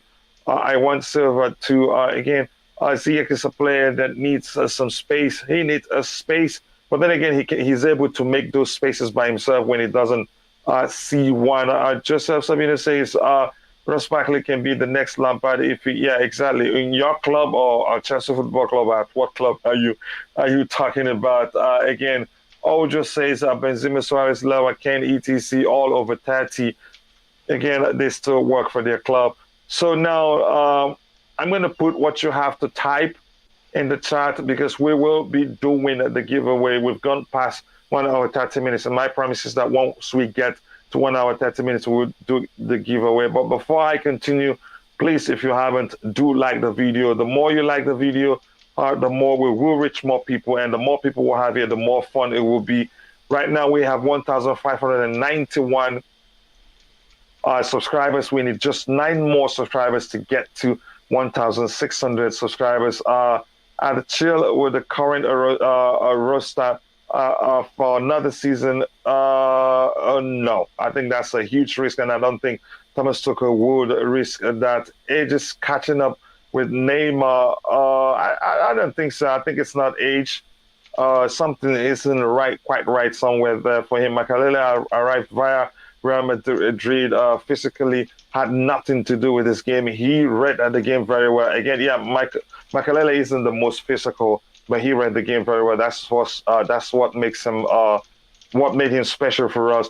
Here's what you have to type. You have to type hashtag thank you, Roman, and I'll do the draw in a bit. I won't take too much time so that what happened yesterday don't happen, but I also won't wait too much for anybody. You type thank you, Roman. Did I do it correctly? I think I did. Type thank you, Roman, to be part of the giveaway. You get a chance to win $50, and I'll wait for you. Yeah, so again, what did it say? It says Neymar, a second player in history to score 100 goals for 3 clubs. People need to respect him. I think, yeah, you need to respect him indeed. Again, he's a good player, but he comes with quite a lot of baggage. Neymar would jack up the wage demands, and that's one of the main reasons why I do not think the club would go for Neymar. Again, here's what you type. Thank you, Roman. So I'm missing an N, so don't mind mine. This is the correct way here. You type it like this. Thank you, Roman. Like this, yes, like this. We have a few entries here. Thank you, Roman. That's the correct way to type it. So Nick, I was talking with you. Sorry, I'm going to start with Nick, and then I'll go to Declan. Nick, what do you think about Hakim Ziyech? How would you rate his his Chelsea career so far? If I ask you to do so. I was on mute. Yeah. Sorry, say that again. Hakim Ziyech, how would you rate his Chelsea career so far? His performances, especially under Thomas Tuchel and everything. Yeah, Ziyech, we thought, this guy's going to come and really hit it like he did with Ajax. The goal he scored against us, was unbelievable. If you remember from the corner flag, what a goal that was. And that 4-4 game, he was unbelievable in that game. But, he hasn't proved that much. I know, I don't blame him that much because he hasn't been played enough for me. And I think all he needs is to play a few games on the trot. Tuchel should just trust him, play him. He wasn't bad yesterday either. The other day he was all right. The last 2 games he was fine. He needs game time, and I don't want to lose Ziyech because he's going to leave because he doesn't get the game time. He's a great player. And he can be even better when he starts playing. At least give him a run in the team. Not in and out. One game he plays, the next game he's sub. He comes on for 10, 15 minutes. That doesn't do any player any good. It doesn't. Tuchel gets this wrong. Tuchel has to learn a lot for me. I love Tuchel, but he has to learn. He's not there, and he's nowhere near Mourinho still. He has to get the team sorted out because Bowley is putting a lot of billions into this adventure, Bowley and his group. And if it doesn't work 1 or 2 years, I can see us going for a different manager. I hope not. I hope Tuchel turns it around and makes his team great, like he should. Because I do trust. Just quickly, Nick. Collins Frimpong, stop typing "thank you, Roman" too many times. One entry is fine, so we don't have a problem here. Because I want us to do it as soon as possible. Nick, go ahead. The moment you're done talking about that, we'll do the giveaway and then come back to us. Go ahead. So I want to see Ziyech get more time, get more games. Then we can judge him. You can't judge him when he plays, in and out. He plays 10, 15 minutes. He doesn't play enough games for me. Yeah. Yeah. I think you could say the same could be argued with some of our front players. They don't play consistently together, so they lack a chemistry. which is a huge issue. And I think that should, it shouldn't be like that because why rotation is good.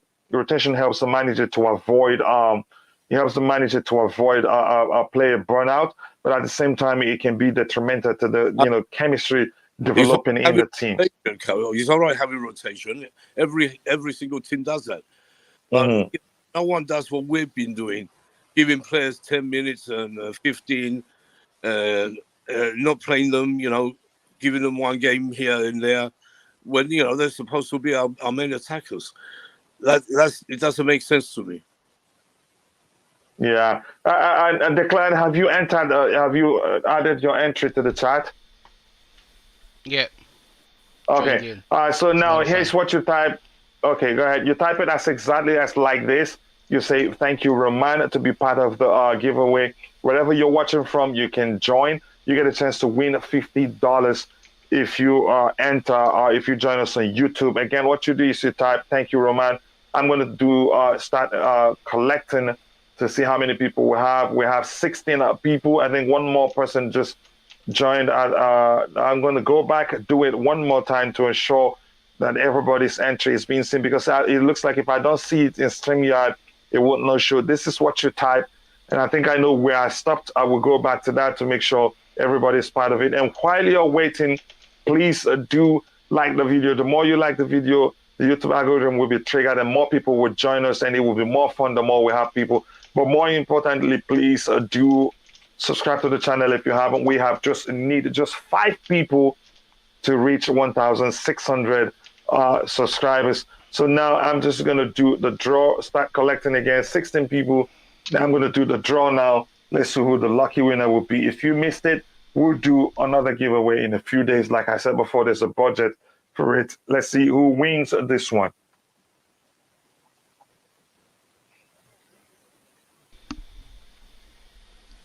You need a music for this too. So the winner today, yeah, I do need music for it. Nick, you think so? Music would do it some good. Winner is Gabriela Alma-Obas. Congratulations to you, Gabriela Alma-Obas. If you're on Twitter, I didn't hear that. What did Declare say? I should win it. Yeah, I should win it. Really, you should make sure I win the next one because. So you want me to read it? I'm trying my best. Was that what Nick, you said, Declan? No, I didn't. But I'm glad Nick thinks I think the best of him.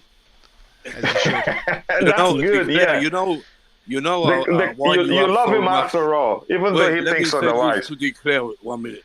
You know you're my friend, really. I don't hate you. You know that. I like to wind you up and get you going so True Blue can come in and make it work. No, friends, everyone, not even True Blue can wind me out. I know everyone's got different opinions. That True Blue seems really passionate in the chat, and I think it's great. We have to make the It's going to be like that. We have to make it entertaining as well. He will. Yeah.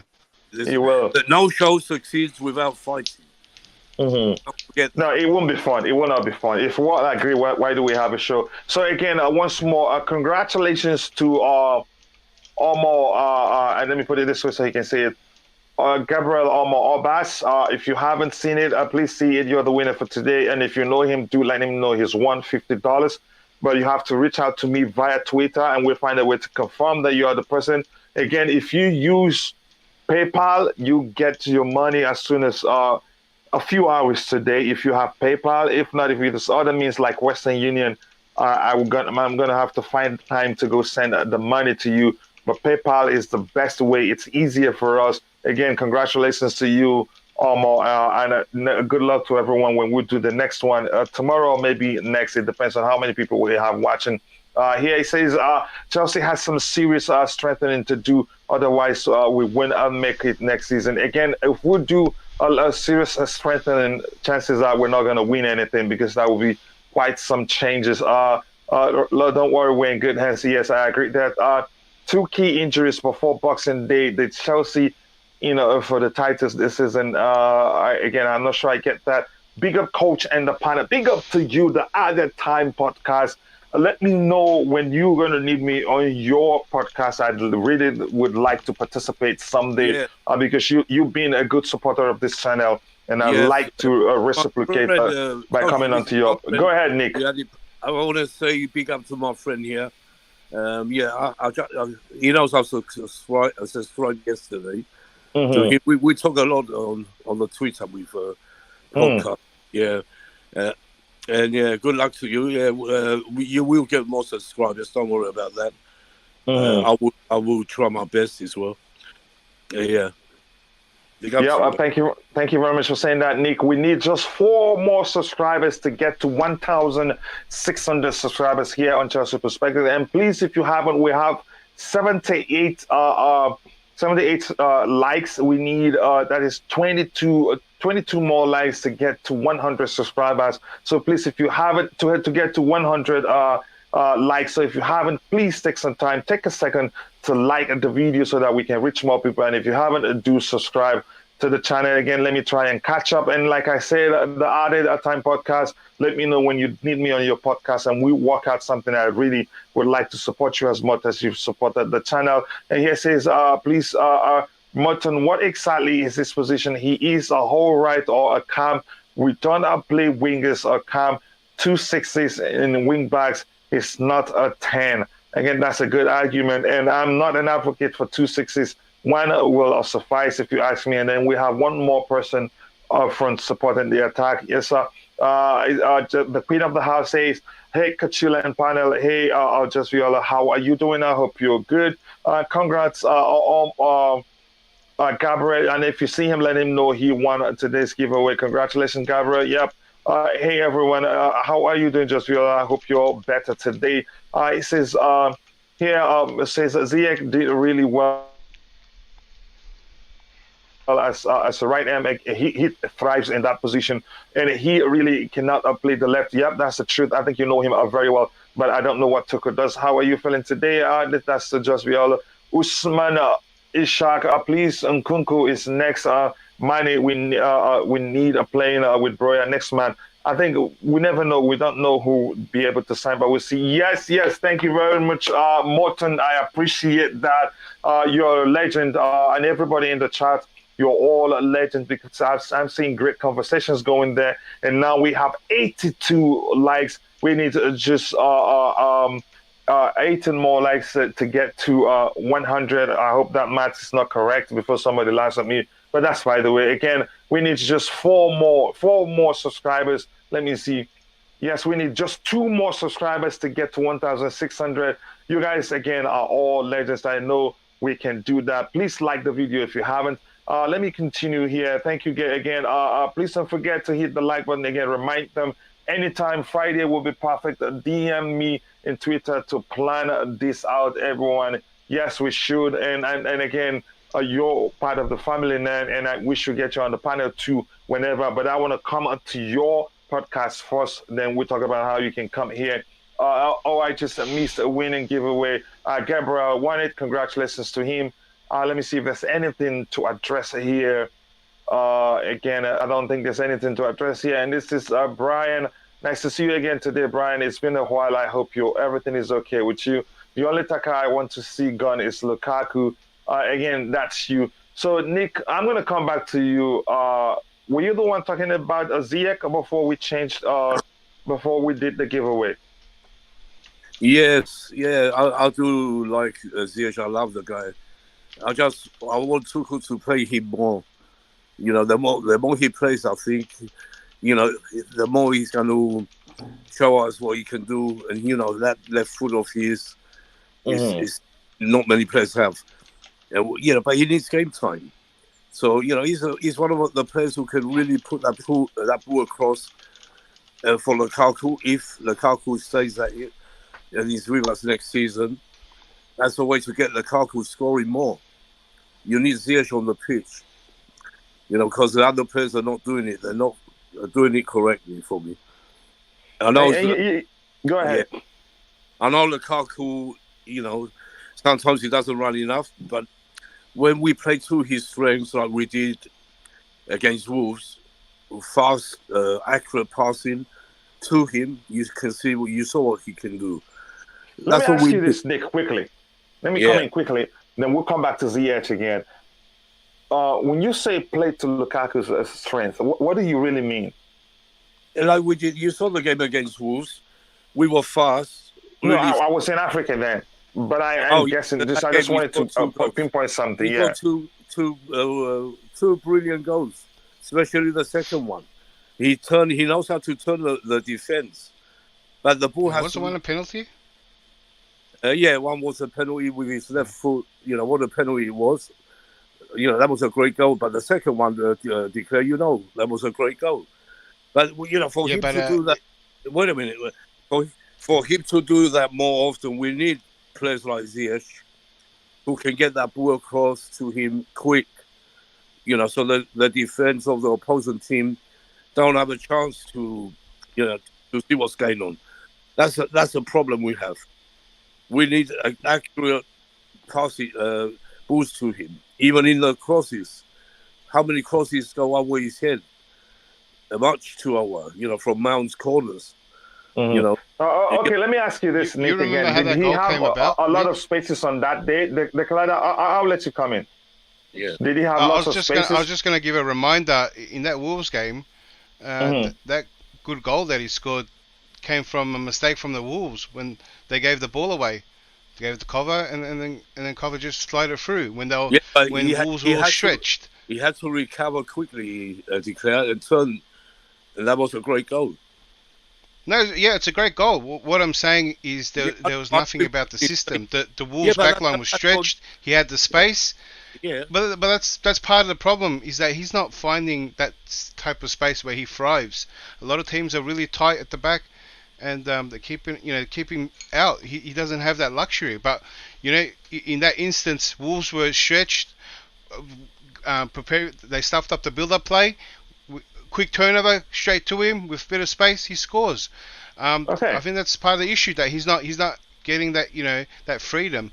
Teams are very tight now, and he struggles with that because he isn't as quick. Nick, go ahead. Okay. No, that's it. Yeah. So Nick, you were saying that you think Ziyech is the only player that's able to unlock Lukaku's potential. But go ahead with what you were saying. More than anyone else, I think. Because he's got that great pass on him, the accurate pass he can make. But the other players don't do it enough. So that's why I keep saying Tuchel has to, if he wants to have Lukaku in his plans, like he said, he openly said that he's going to be here next year. He has to find a way so they play together, and so we can get more goals out of Lukaku. Otherwise, sell him. Bring Lewandowski in. It's simple. I should be the bloody chairman of Chelsea. I'll sort it out.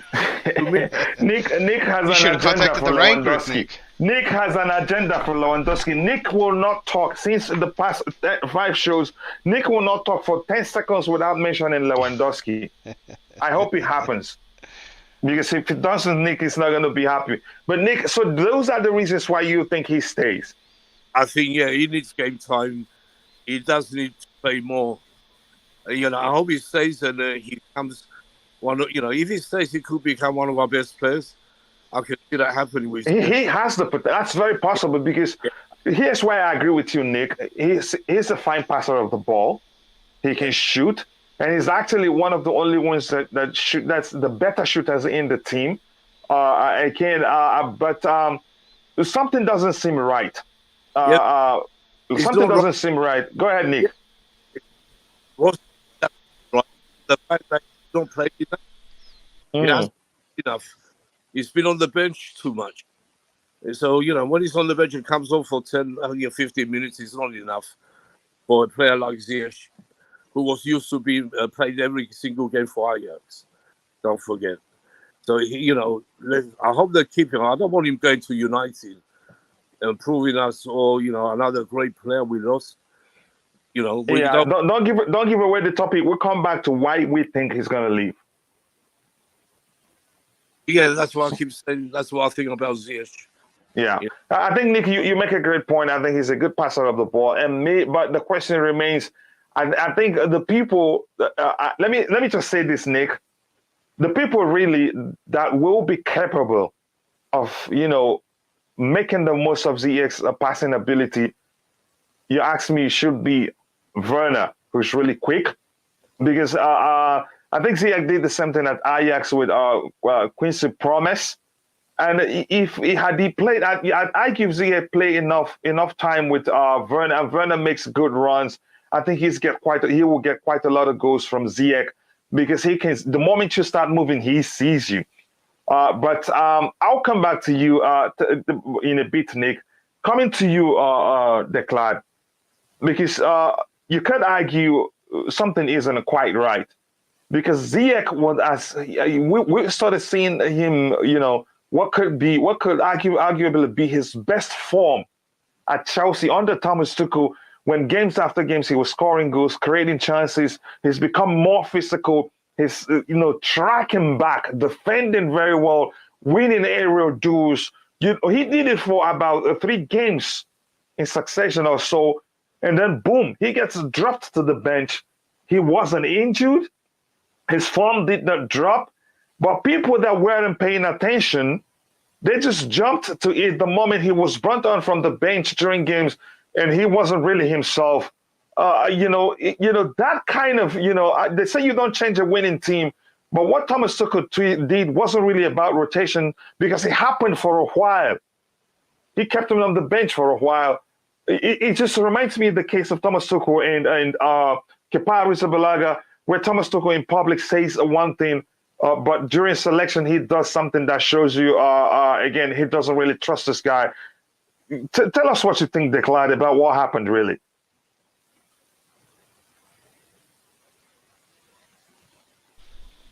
You there, Declan? Yeah, I was muted. The games that he did well in were ones we changed up the system. We played 4 in the back. He got to play a more wider role.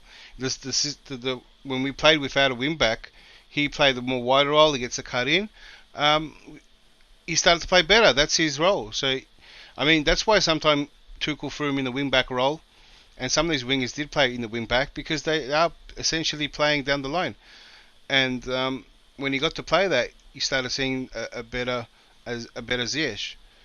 As soon as we reverted back, he got dropped. So it was a pure tactical and system change. So you think, why when we saw that form, but why not continue with him when he was in that form? Why not? Because there was a game that we reverted back and he started him and he was terrible. And so it's obviously clear that he struggles when his role changes. So Ziyech needs to play wide as possible, without a defensive responsibility. So without expecting him to come back, and for him to get opportunities to go from wide to cut into the middle, and sometimes he gets as perfect on his left foot, shots outside the box as well, opportunities, or he can get a cross in, or he can beat the man. That's his best role, and I think that's how Lampard wanted to play, with those type of players as well, with the ability to score goals. And I think that's why we got a lot of them in our team now. And now that Tuchel comes in and changes up, and wingers, or our whiff players are essentially our wing backs, this is where all our wingers suffered. So, that's why maybe it's the best for Ziyech to leave, and he'll thrive in another team. Probably the same with most of our attackers, to be honest. We'll thrive in another team. Nick, I'll come to you in a bit. I think the Clyde gave a very clear answer. I think Tuchel dropped him onto the bench when he switched the systems. But I'd still argue, why not keep playing him when he was on form then? Because dropping a player to the bench like that when he was, doing quite well, that player's confidence can take a hit. So right now, I want to quickly show these to the guys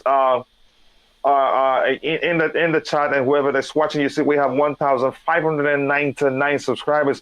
We need just one more subscriber to get to 2,000 subscribers, and you can help us do that. And if you haven't, we have 88 likes. You need just 12 likes to get to 100 likes. You can also help us do that. So if you haven't, please just take a second to like the video to help us get to our target today, which is at least 100 likes. And also, we need to hit 1,600 subscribers today. I know you can help us do that. So, Nick, coming to you, do you agree with what Declan said?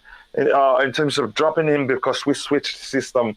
And like I argued, why not keep playing him and maybe stick to the same system that he's done quite well with? That's the whole problem. We know he plays better on the wing. That's where he, even declares that. But you don't drop a player when he's playing good, like Coach you just said. You can't drop a player like that. He's made a big mistake with Kepa and Ziyech and a few others as well. We can't. We know Tuchel is a great manager and a great man manager, but he has his faults. When someone is playing good, you don't drop him. Even Pulisic, when he scored that goal and then he gets dropped for no reason really. That doesn't just to change the system, and that doesn't mean that it doesn't go good with me.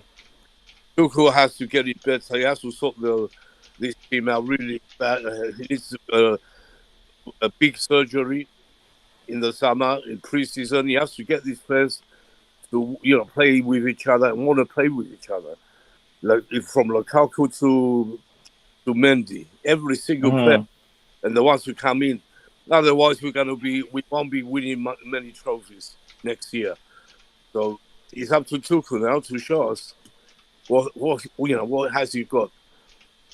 I think this is an interesting one because the class argument, if you pay attention to him really good, you see, oh, okay, was that the reason? Okay, but then again, you'd argue why change the system when you have players on the pitch and a system that's working and players are firing, are doing well. But I'll come back to you in a bit, Declan.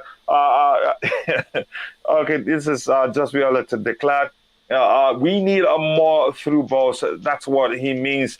Okay, that's a good argument. And if you haven't, please be sure to like the video and also subscribe to the channel if you haven't. We're just stuck at 88 likes. We need 12 more to get to 100. And yes, we've gotten to 1,600 subscribers. So you guys are absolute legends. I sincerely do appreciate that. So thank you, people. Thank you for all the love. And the only way I can always show you that I love you will be to always do the giveaway whenever I can. But we still have some budgets for more giveaways. We'll do a giveaway tomorrow or next. It depends on how many people we have watching. And I did see this comments here. I've read that one. And here he says, please, waste of time signing a striker. I think it makes sense under Thomas Tuchel. It is a waste of time signing a defined striker, but because he will never use them. Again, I'm going to say this. I've said this a zillion times on Chelsea Perspective here.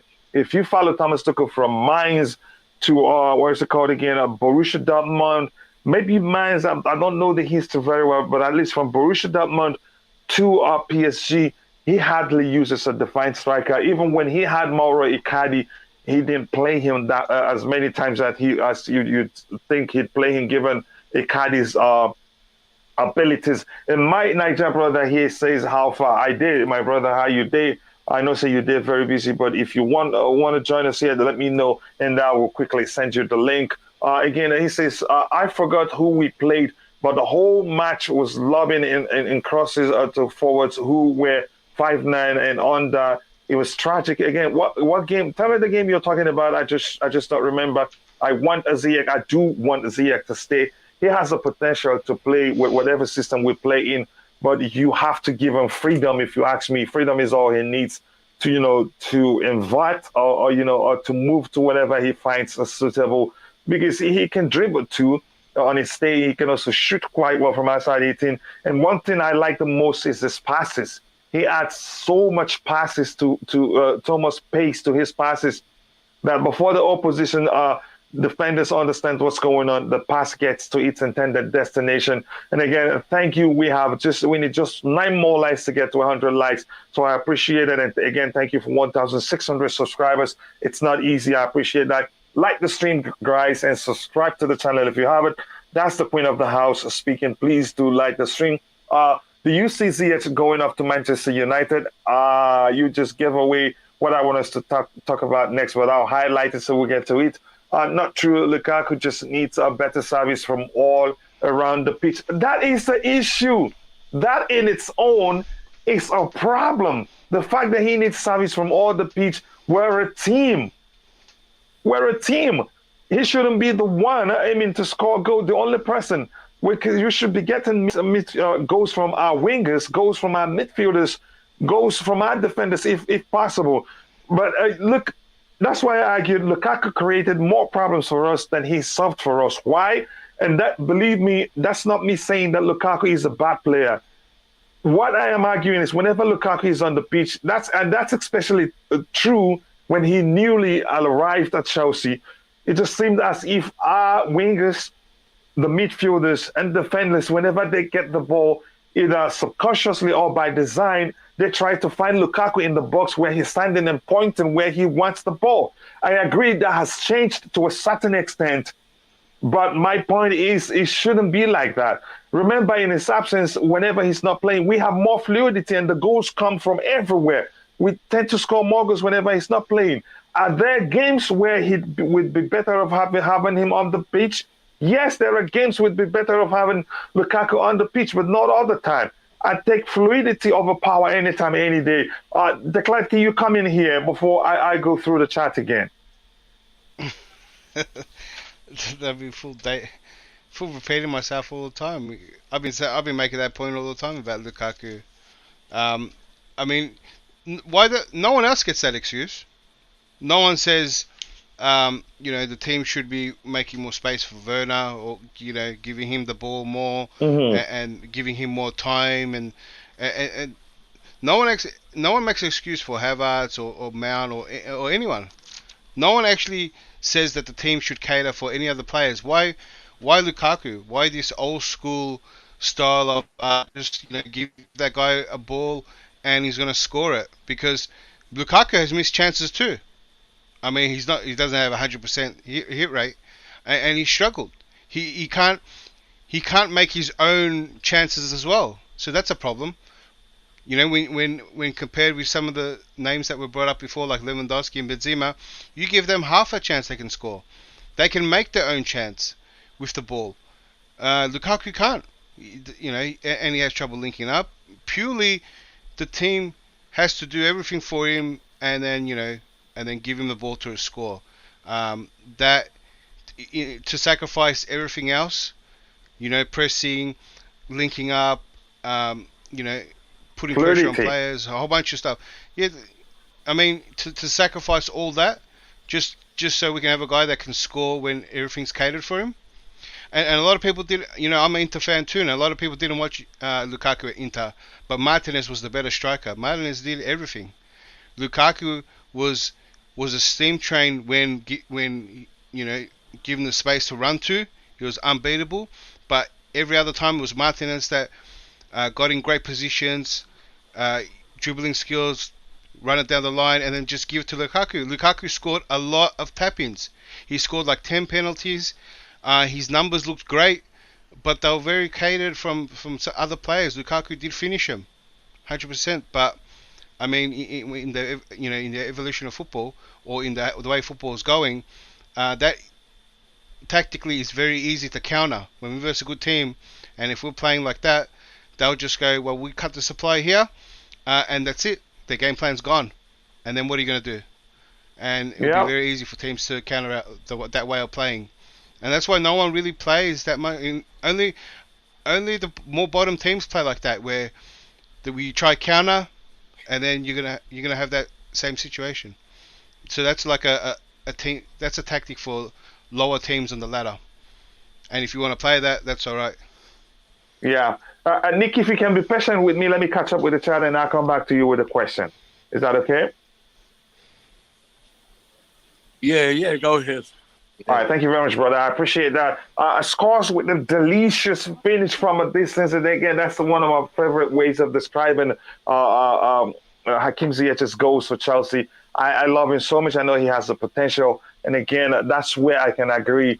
I mean, you can say where Tuchel deploys him has always been the problem, because he's one of our best players in terms of creativity. Our attackers make Lukaku look ordinary. They're too slow. Again, I don't know how to argue against that. I don't want to. Ziyech is good, just need playing that. He needs, to play more often. And I remember what I've argued after Nick spoke is that not Lukaku isn't the one that's most suitable to the way Ziyech plays. The most suitable player there, if they can develop an understanding or chemistry between the two, is actually Timo Werner, because you always find him with great passes, and Timo can run in behind and do some damage to the opposition defense.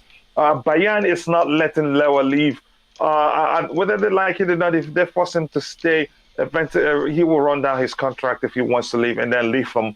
Again, hi to this is just saying hi to each other. Ziyech is the only one who passes to Lukaku. Unfortunately, they rarely started together. Again, yeah, I know he's found him on occasions. He's also found Kai Havertz on occasions too, but they missed the chances. Had our players been putting away the chances that Ziyech has created, we'd be talking about him in a different tone, with a different tone at this point. Ziyech needs more chance at Chelsea. I think he stays. Again, it all comes down whether Thomas Tuchel wants him and the player himself, but we get to that. Ten Hag will go for Anthony from Ajax. Possibly, are you guys talking about the Lukaku I know, or this is a different Lukaku? Because the one I know missed so many chances. Again, you slug it out with the person in the chat saying it's all about it's all about blaming the whole team for Lukaku. Preach and says Martin, yes, thank you. Think he had COVID or something at some point. I think lots of things happened to us this season. That's the reason Tuchel doesn't last too long at clubs. Just saying, again, that's another argument. But I think he's learned, and I think things are looking bright for him at Chelsea. He's changed even, again, if you followed his training approach at Mainz and Dortmund, the way he talks at players, he humiliates players sometimes. I think that has changed. It is set for, if he decides to take you off, whether you stay the second on the pitch, he doesn't care. He takes you off. That's the only thing I haven't seen change. But he's learned to even, control himself, even in the most dire situations. You see him calm, speaking calmly. I think he's become a better person. He'd be stupid not to learn on 2 occasions. And I think one thing that's been helpful also is the structure of Chelsea, where he doesn't get that much involved in some political aspect of the whole process, because whether we like it or not, there's still politics in this in football. Steve Chelsea says, are we going to do player ratings for the season? Yeah, one of the shows we will do that. Good idea. A season review, if you like. Maybe tomorrow, we'll see. It depends on what's happening in the transfer market. Smash that like button. Yes, we have just 6 more people to get to 100 likes. We can get it there, people. We still have some time to round up the show. Again, here he says, Samson, again, this is just responses to something. We need a younger striker. You want Nick to fight you. Nick says we don't need kids. We need experience. Declared he has been good since returning. When was he terrible? Again, Declared, do you have any response to that? Thomas Ziyech? Maybe, yeah. Did you say Ziyech was terrible? I'm assuming he's referring okay, you said to again when the system was switched. You said something like when the system was switched, he brought and he was terrible. Yeah. Again, I get your point there, Declan. And why I'm going to argue against that is this, is because he was a former and was dropped to the bench, and you just bring it, start him in another one. There's a chance he's lost his form. It can happen because when players don't play even 2-3 games, they become match rusty. Again, that's my argument. I know, Declan, you probably have a counter argument for that. What big difference is there with Ziyech and Maghreb? This is a player I don't know so much. Nick, do you know the player? Sorry, say that again. Which player? What big difference is there with Ziyech and Maghreb? I'm not sure. I don't know who that is. Courtney is asking the question. Which player? Maghreb. Declan, do you know the other player? He's a Dutch player. You know him? Yeah, he's. I think he plays for. I forgot which team. Is it Ajax he plays for as well? He's a Dutch. I don't really know that player too much. Okay. I heard of his name. Okay. But, yeah. Declan, do you know him? No, I don't know.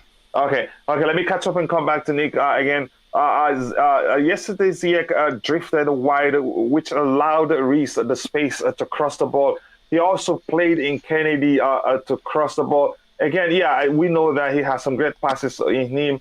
And again, as I've argued before, Ziyech, if you give him freedom, he will do some good job. The Added Time podcast says congrats. Thank you very much, my brother. I appreciate that. It would not have been possible with the kind of support we get here. We need just 5 likes to get to 100 likes. I think we can hit 100 plus, and also we're still at 600. And I think we can go beyond 1,600 subscribers. So if you haven't, do like the video and subscribe to the channel. Werner spent, I think we'll get to Werner. I don't want to waste time on that now. Declared he played that Borough scored, goal dropped. Apart from the odd subs, he only started recently. Tuchel complimented him, but whatever suits your debating point. Again, that's a good way to argue, and I love that. And I think we argue the same thing. He got dropped. Blue wants the way cherry picks. It was right after the Tottenham game. And we reverted back, and he had some bad games. I don't even know when we played Borough, and I don't think it was Borough. I think it was after Plymouth game, and not Borough. Mm-hmm. And then we played Champions League as well. So whatever suits what you want to say, True Blue. I mean, there's another one too that's going to come up. Yeah, I think let me quickly catch up here. He says Pedri to Chelsea. I don't know how possible that is. That's a question.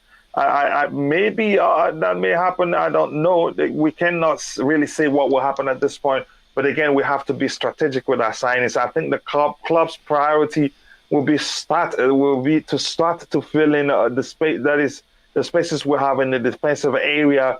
Because if we don't, we're in serious trouble. Again, this is a conversation. All truth, Coachila. Thank you very much. Some love for me.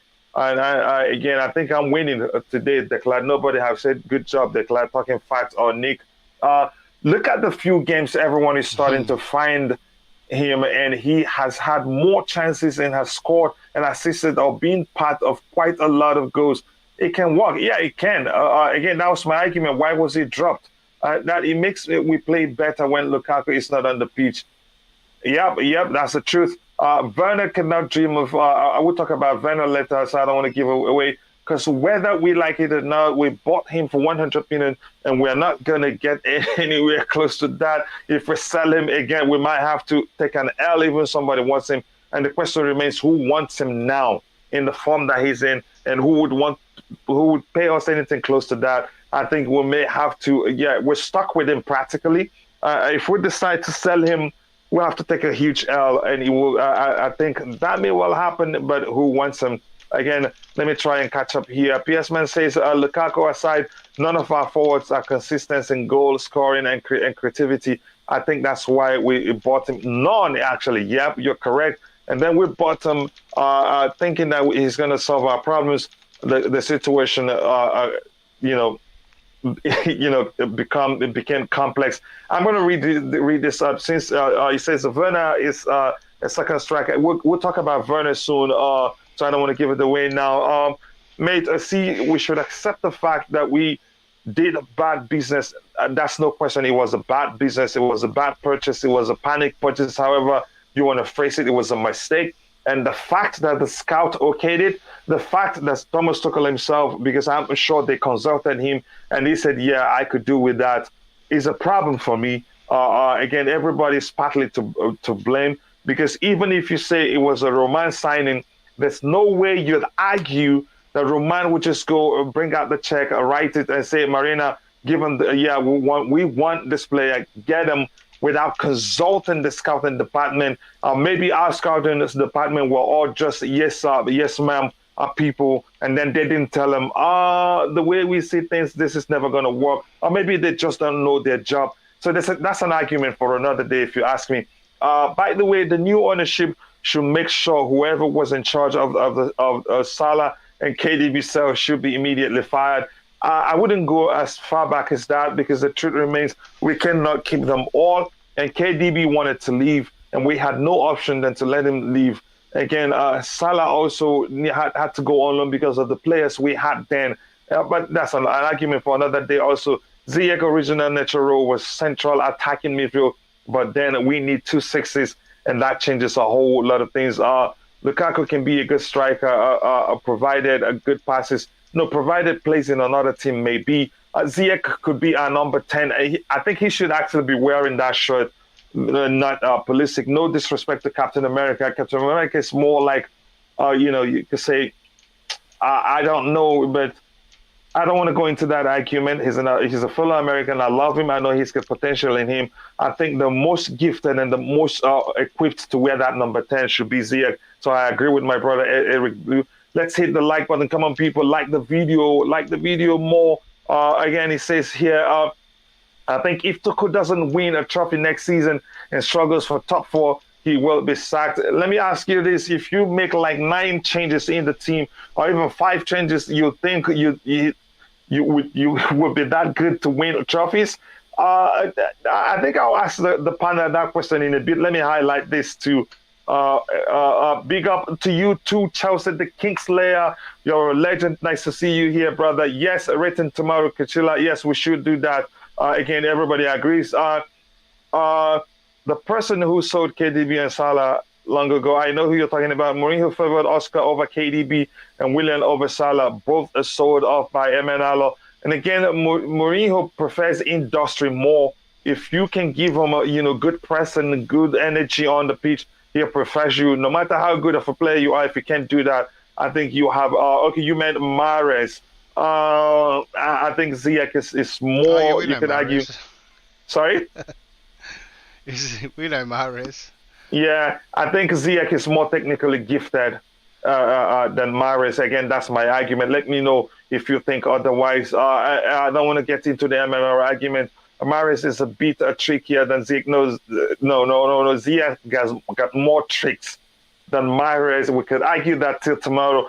Mahrez is so predictable, but Ziyech on his day, he could use his right foot very well, and you cannot predict which way he go. But Mahrez is always cutting back in and using his right foot. He rarely uses using his left foot. He rarely uses his right foot. Correct me if I'm wrong.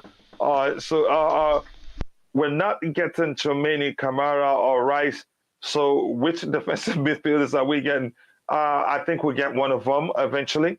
If Rice, as people have argued, if he really wants to come to Chelsea, he'd wait, and I think he'd be talking to his buddy Mount. But I doubt he'd come to Chelsea, except if Kante leaves or we'll lose more players in the midfield area. Conte will have to play in Europe. Sports won't threaten us more than other Premier League teams. We'll see what happens. Anything here to read? Let me just. I think there ain't anything seriously here. Liam is back. Nice to see you back, Liam. I hope everything went well where you went. With Aspi and Alonso leaving, which 2 other cover? We don't use the time cover here. We want all starters and let the best informed players start for us. Do we need to get? We cannot overplay Chilwell. So you would need players that can rotate with him or even start, capable of starting over Chilwell. That's the kind of team we want. Declared, if you say so. That's very respectful. I appreciate that. Again, I don't think there's anything to address here. So, Declan, I'm going to come back to you immediately. I don't know if I've asked you anything regarding Ziyech's situation at Chelsea. I did touch on it before. That I don't feel that we can get we're playing like a role for him to get the best out of him. And he is in that experience bracket, and I think he does want to play. And there is also a World Cup. I think, if anything, he would want to leave more than the club wants to keep him. I think he wants to leave himself. I think I remember everyone saying when he came here it was a bit harder to handle. I think other things can affect his gameplay as well. So I think he needs to. Well, he will want to play, and I think he's been here long enough to realise he should have been in the. If he isn't in the team now, might as well seek game time somewhere else. And I think he would push for a move more than whether Chelsea want to keep him or not. And I think that might happen with someone like Werner Let's as talk well. about it. Why do you think he'd want to leave? Just game time. Purely game time. He's in his peak at the moment. This is when he should be playing the most. So just that alone, he should be playing. I mean, the World Cup doesn't count for him. By mistake, he pulled out himself. But just game time alone should be a major factor. He's not on massive wages. He didn't come here on massive wages. So the money thinks he can get that anywhere else. So it's not the money wage not keeping him here. And I think he just wants game time. And I think that's not just only him. I think a lot of our attackers want game time, consistent game time, and they're going to ask for that. And if they don't feel like they're going to get that, they're the ones that are going to push for the move rather than whether Chelsea keep him or not. And just like how we got a situation in the back line where it was out of Chelsea's hands, it might be the same for some players in the attack, whether it's Pulisic, Werner, Ziyech, and possibly even Lukaku. Here's one of the reasons why. Let me just leave that for last. I get your argument, but there's something I'll say later after Nick speaks. I know he may want to leave because of game time, but it's even more easier for him to leave now for obvious reasons. But I will come back to that. Nick, your thoughts on what do you think? What are reasons you think Ziyech may want to leave Chelsea Football Club? Yeah, because we know that. We said it, game time, of course. Mm-hmm. That's the only reason I can see him wanting to go, unless, Tuchel sits down with him and promises him he's going to be more involved next season. That could keep him. But yeah, he wants to play. He's, like declares that he's in his prime. He has to play now. The guy wants to play, continuous games, not just sometimes or being coming off the bench. So let's hope they sort it out with together.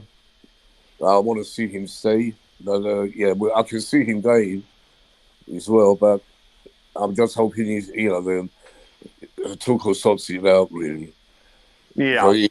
So we don't want to lose a player like him, and then we're going to regret it afterwards, like we did with so many. And that's what's going to happen in the end if he goes. Eventually, that may well be the case. But here's the thing. I saw a comment on the screen. I would sell Ziyech. I wouldn't sell Ziyech, and I think Nick has alluded to why. Ziyech has improved a lot in his pressing, tracking back, real duels. He's physically he's improved. He's adapted to the Premier League very well. And I think thank you very much for that great comment there. Delicious comment, if you will. Chelsea, the King Slayer. That's because you agree with me. Ziyech is pushing 29. He doesn't have time to waste riding pine. That's the truth. He doesn't have time to waste. If you're not going to give him the game time or respect him that much, he's going to leave. And he's a big player for this. If you want me to put it that way, I wish it was Pulisic who was pushing for a move away from Chelsea. This guy offers very little to our game. Again, you could argue that. And Pac-Man, please let the people in the chat know that because you use PayPal, you immediately got your $50, the $50 you won yesterday. Please do let them know. And again, thank you for joining us today. KDB was up against Oscar Hazard, William Shala. KDB, sucked up for World Cup reasons. He wasn't willing to fight. Salah was sold after Jose was sacked. I think, thank you very much for clarifying things there. And that's why I always like to have you in the chat. I wish Pulisic would leave to spend half the season playing wing back. Playing him as a wing back is also one of the reasons why he might be contemplating leaving. Again, let me bring you back to the magician here and tell you a few reasons why I think he may well leave. Game time, you've talked about it. Even though he's retired from international football, he loves the game so much. He enjoys the game. So if he doesn't play that much, no matter how much you pay him, I think he'd want to leave. And again, you have to also recognize for Ziyech, there will not be shortage of buyers out there willing to buy him. That's another point I want to make. The second point I want to make is Erik ten Hag. I know we all know Erik ten Hag will be he's Manchester United's next manager come the new season, which means Ziyech may well be looking at Ziyech because he knows what Ziyech is capable of doing. and could reach out to him and say, you want to come and make a move since he sees maybe Thomas Tuchel doesn't trust him. And if that happens, if Manchester United reaches out and say, we want Ziyech, and since Eric Ten Hag is at Manchester United, he may say yes and then put in a transfer request. So that makes the whole thing, him leaving, easier, even though it was going to be difficult. Put in a transfer request, would that be enough to let the club let you go? No. That brings me to the next point. But before I talk the next point of why I think he may well leave, he may not leave. That one is to say why he may not leave, but we're still saying why it will be easier for him to leave. Declan, let me start with you. Don't you think it will be easier for him to leave, given that Eric Ten Hag, who coached him under Ajax, the coach under which he had, you could say, the best form of his life, is now Manchester United coach, and he has Van der Beek there. He had a good relationship with him. Don't you think it will be easier for him to just switch to Manchester United if the club will allow it? That'd be great, to be honest. If Ziyech went to Man United, he would have to go on a premium, and so we would, charge a lot for him if that happened, to make that switch, the extra EPL premium. And Man United are a club that is very messed up. I don't think Ten Hag can fix that. And Ziyech going in that team, but they will be overhauling the team for him, we heard. But go ahead. That's what they need. They need an overhaul, and doesn't mean they're gonna straight away get rid of so many players, right? And even if they did, that overhaul will take a while for them to get back on top. So regardless, Ziyech going there, I don't think he's going to change or just make Man United so much better. I think Ziyech is going to be their star. But what would happen, what would get in return, is we would get a premium transfer fee on Ziyech that we can invest in another player. So I mean, I get the fact that people will hate to see Ziyech succeed in another club. I would too. But in the transfer window where we're going to buy a whole bunch of players, we want a whole bunch of new players. It's going to contribute to that. So maybe the positives outweigh the negatives in that one. Nick, your thoughts? Don't you think it will be easier for him to move now, even if it was going to be difficult before? Because again, notwithstanding Eric Ten Hag, notwithstanding Manchester United is a big club, notwithstanding, they're starting a new project, but I think he'd be willing to go and play under Eric Ten Hag. Plus, he stays in England too, or maybe move to another location, but same England. Your thoughts, Nick? Yeah, that's the problem. Big possibility. That's to go to United, to link up with his ex-manager. That's what I hope that doesn't happen, because I can see him going to United and becoming something special. That may well happen under Ten Hag. Yeah. Go ahead, Nick. We're gonna regret it really big time, like we did with Kevin De Bruyne. What a player to let go! Unbelievable mistake by Mourinho at the time. He was young, he had potential, but we had great players at the time. He couldn't get in the team, but they should have kept him. Now I hope we don't do the same with Ziyech, because he's got to be some player. And of all teams to go to, one of our rivals, United.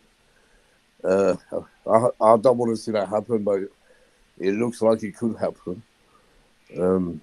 It depends on Tuchel, what he says to him, if you can persuade him to stay.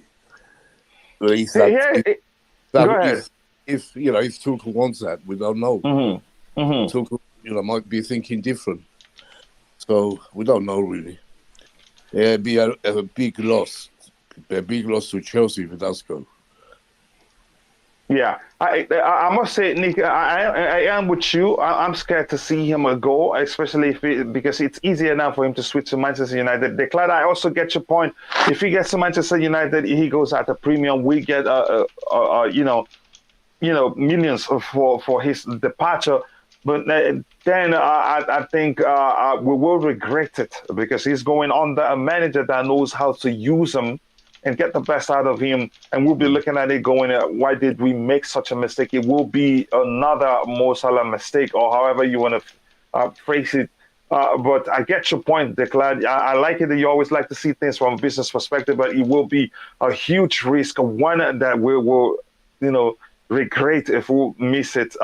I say yes. I received my Pac-Man says I received my $50 in a very short amount of time yesterday via PayPal. Thank you very much. That's so if you win it, you want to get it same day. You need to be on PayPal. If it is Western Union or MoneyGram, I have to go somewhere to go do it. Again, I live in a state where you don't have too many of those outlets here, so that makes it difficult for me.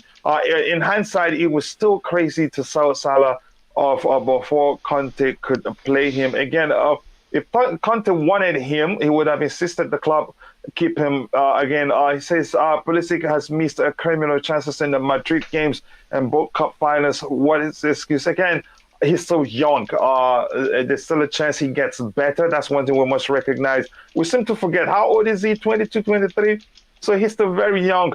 But then again, notwithstanding, if you play in this game, if you make mistakes, you get you face criticisms.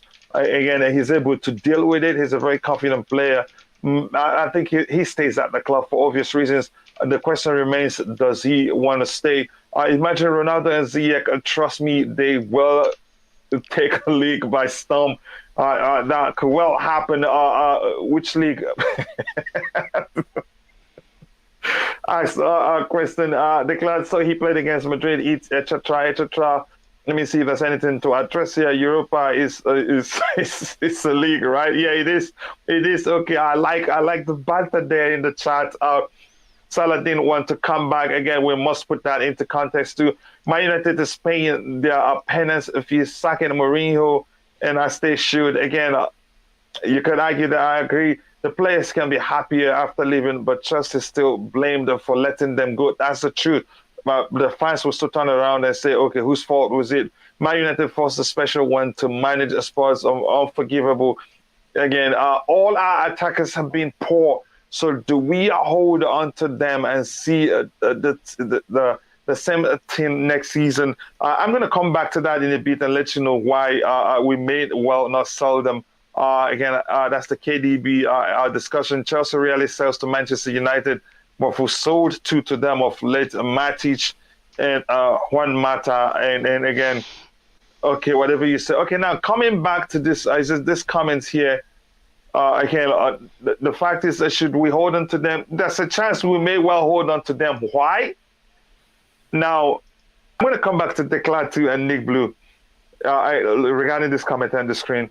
This is why we may well hold on to them. The club's priority right now will be to fill in the spaces that we'll have in the defensive department. Alonso will be leaving. What's his name? Rudiger has left. Christensen will be leaving. He hasn't announced this. And there's a chance that Azpilicueta leaves. So there's a lot of work to be done, and the defensive area takes a lot of work because we'll talk about assembling a team being a puzzle.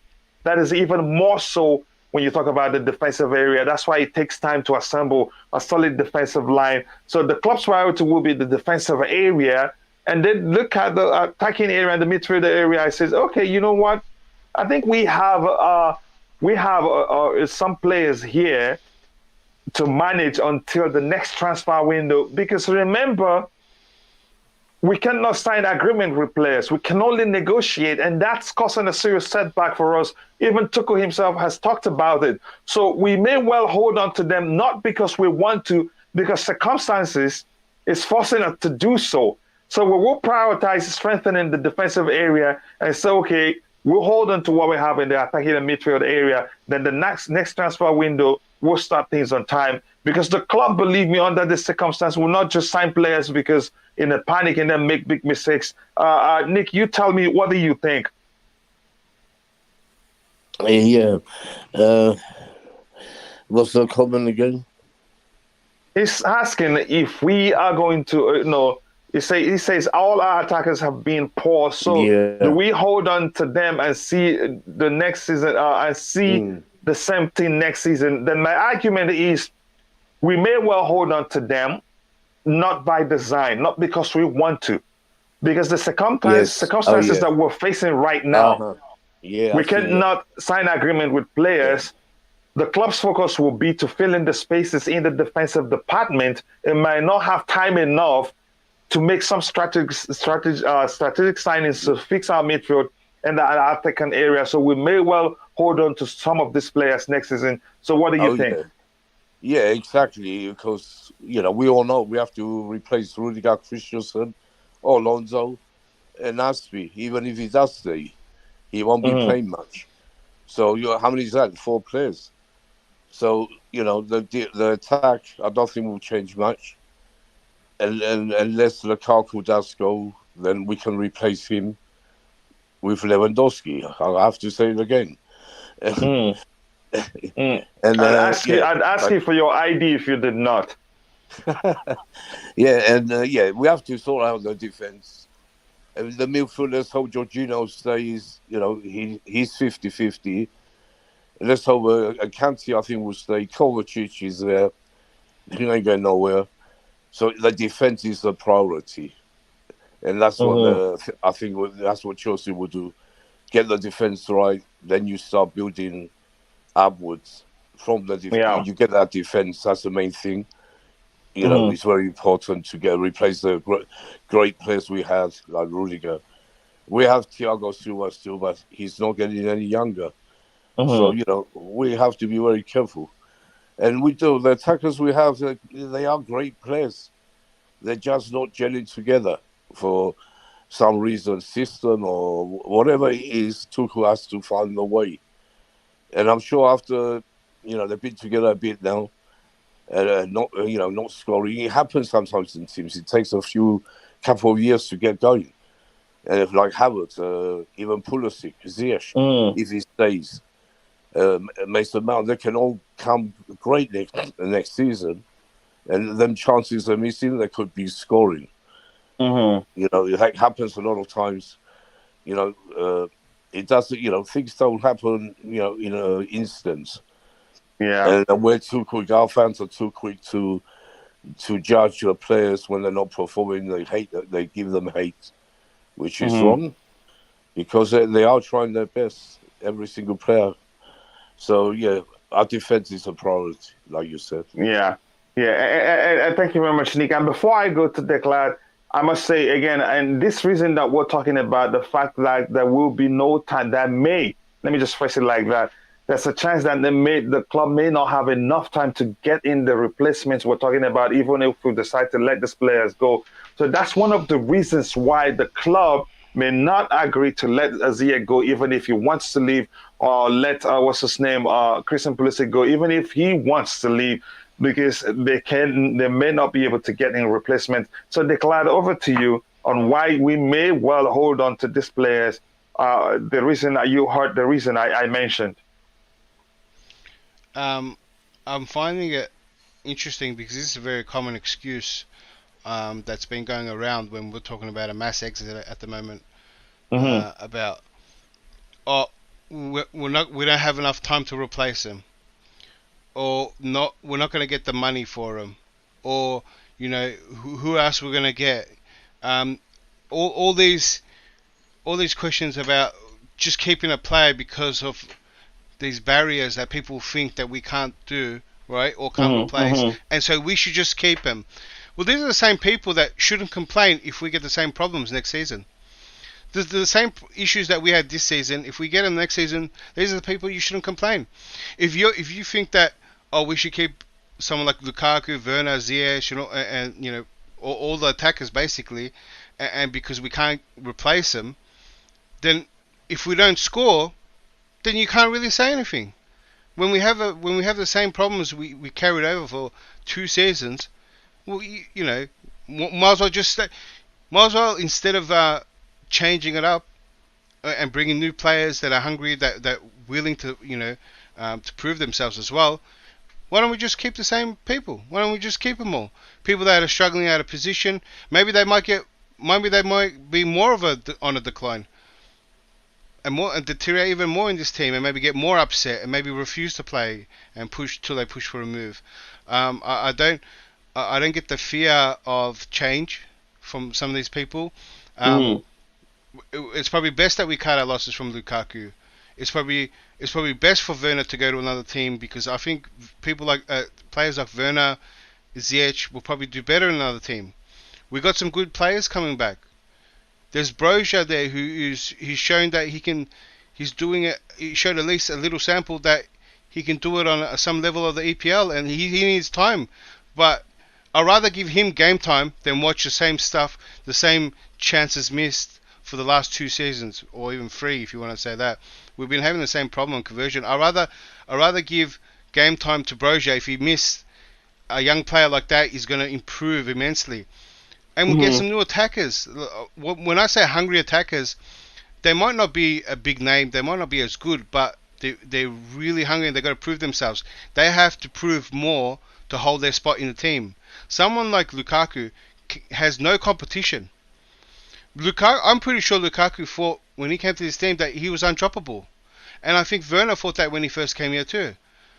I mean, I think some players come to this team, they see no competition for their position, and they get real comfortable and think they don't have to score because they're going to play week in and week out, and they don't have to try. And I think that's what we're lacking. So I'm saying, don't use the excuse of who we're going to get, not enough time, can't happen. It can happen. You can get all these players. You can change the whole team in the transfer window if you really wanted to. So I find them, nothing. I think it's just fear, or maybe they're agenda based, or maybe they're not the real truth. When you say we can't replace them and we can't sell, because if you know what, Lukaku can do what Bale did. Lukaku can refuse to go anywhere and sit on the bench and just collect and play. And I'm pretty sure Lukaku will be terrible at golf as well. Doesn't look like the golfing type, but he can do what Bale did and just collect. He can do that. No, but I get your point. It's just hilarious the way you phrased it. But again, I get your point. But one thing I disagree with you with it, there's no chance we're changing the whole team the same window. And again, that's a chance. I'm going to say this again.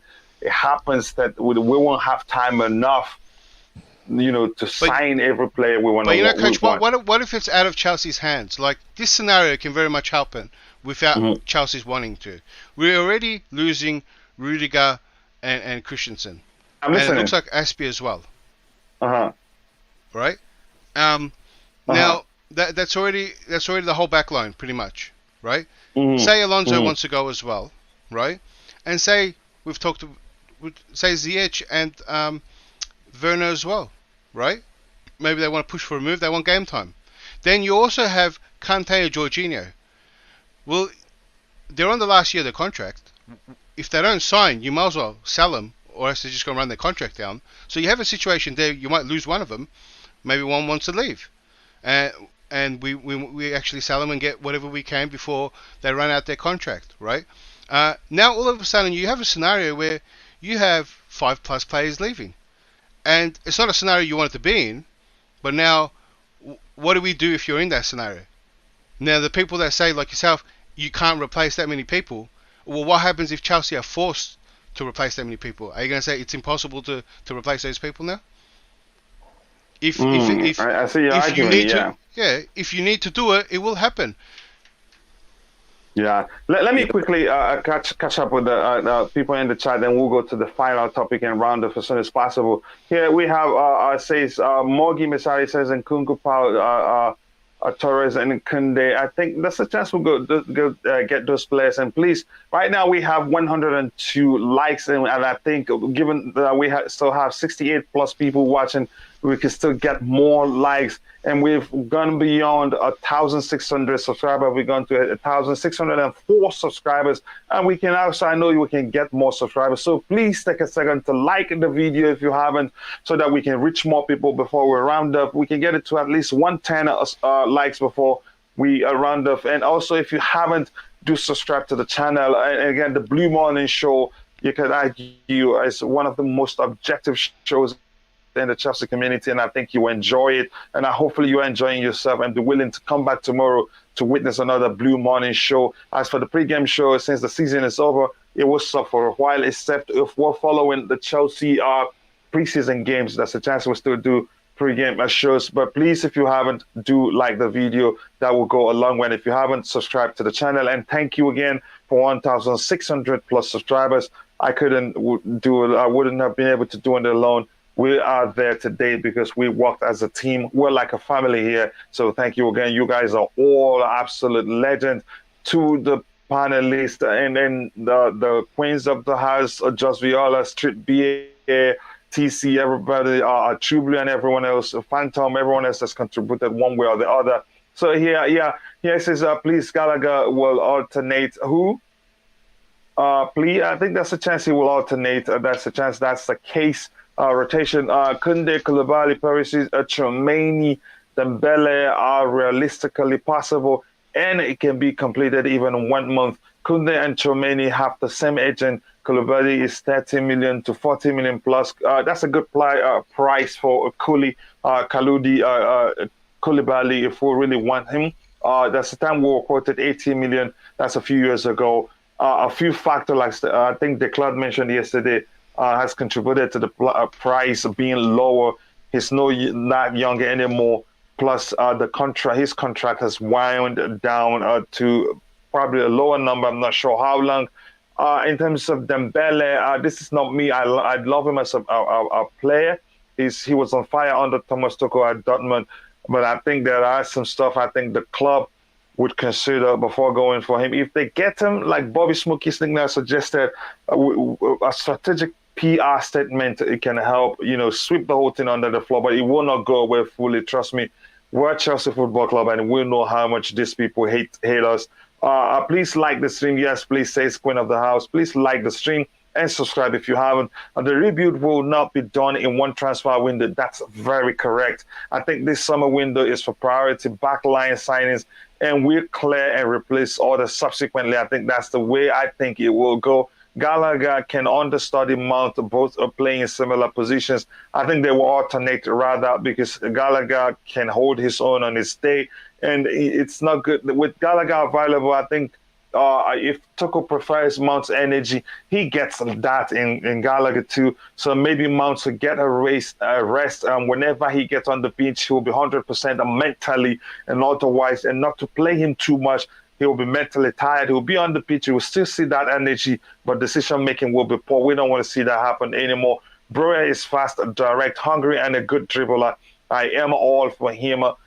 Give him a chance next season. I think we should. If we don't, you may well just sell him and add a buyback clause to it. If you don't, he will, run down his contract and leave on a free. Already there are people that are looking to sign him, Arsenal inclusive. If they bench Lukaku, I call Belgium winning the World Cup.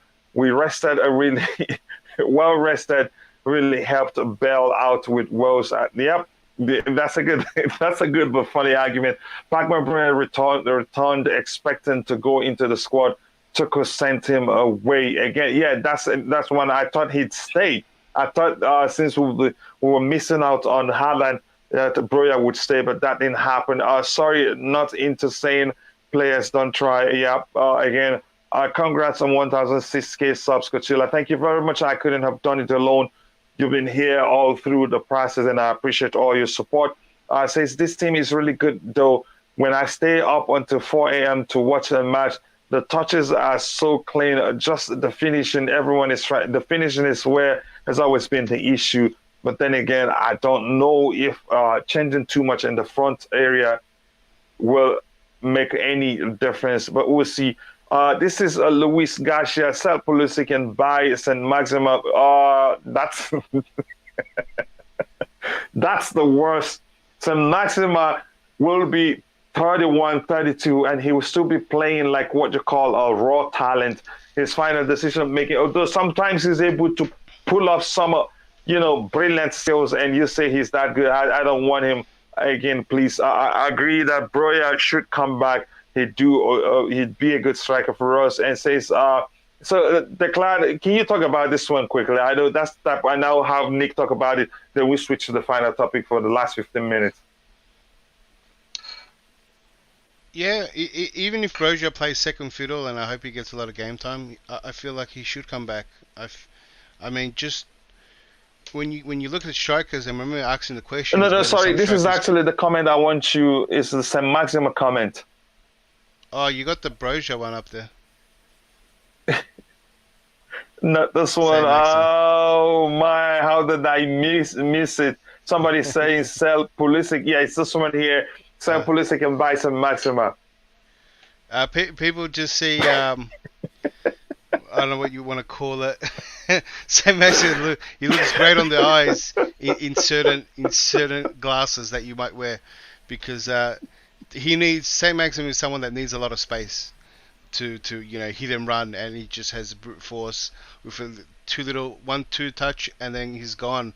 But if in a tight area, he'll struggle. He'll struggle in any top team. Yeah, Saint Maxima is one of those perfect players for a club that plays on the counter. Mm-hmm. Even sometimes, even when he has space, his dribble methods can be very comical. Sometimes he dribbles himself. Nick, just come and tell me what you think about this comment on the screen.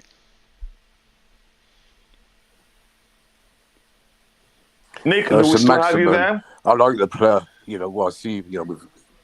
Really, you like him? Can you hear me? Mm-hmm. Yes, of course I like him. He's got what a lot of our players haven't got. He's fast. He's strong. He doesn't get pushed off the ball like our players do. That's one thing I like about him.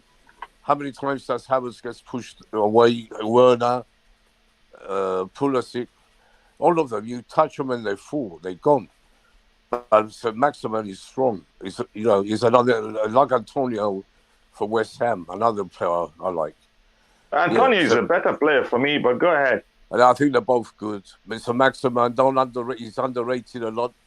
He is a good player. When he dribbles, how many great goals I've seen him this year for Newcastle.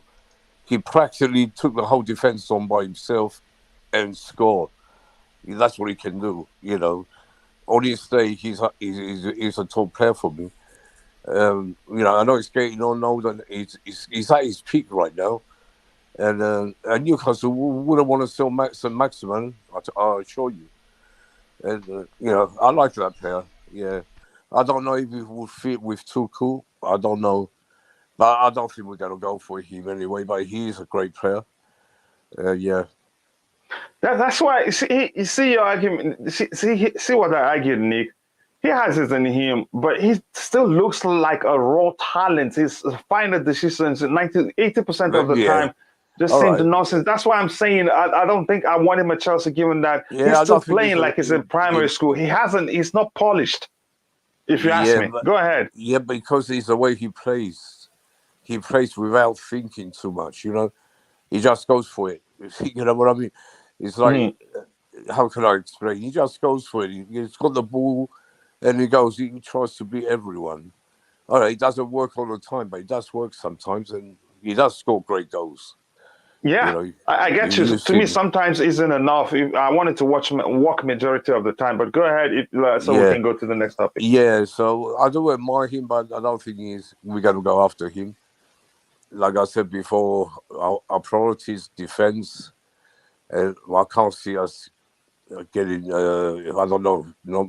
This summer window, I don't think we will get any strikers. I don't know. I'll be surprised if we get any attackers. Yeah. Yeah, again, and I want to update people in the chat. The Blue Money Show will remain a marathon show until the new owner is announced.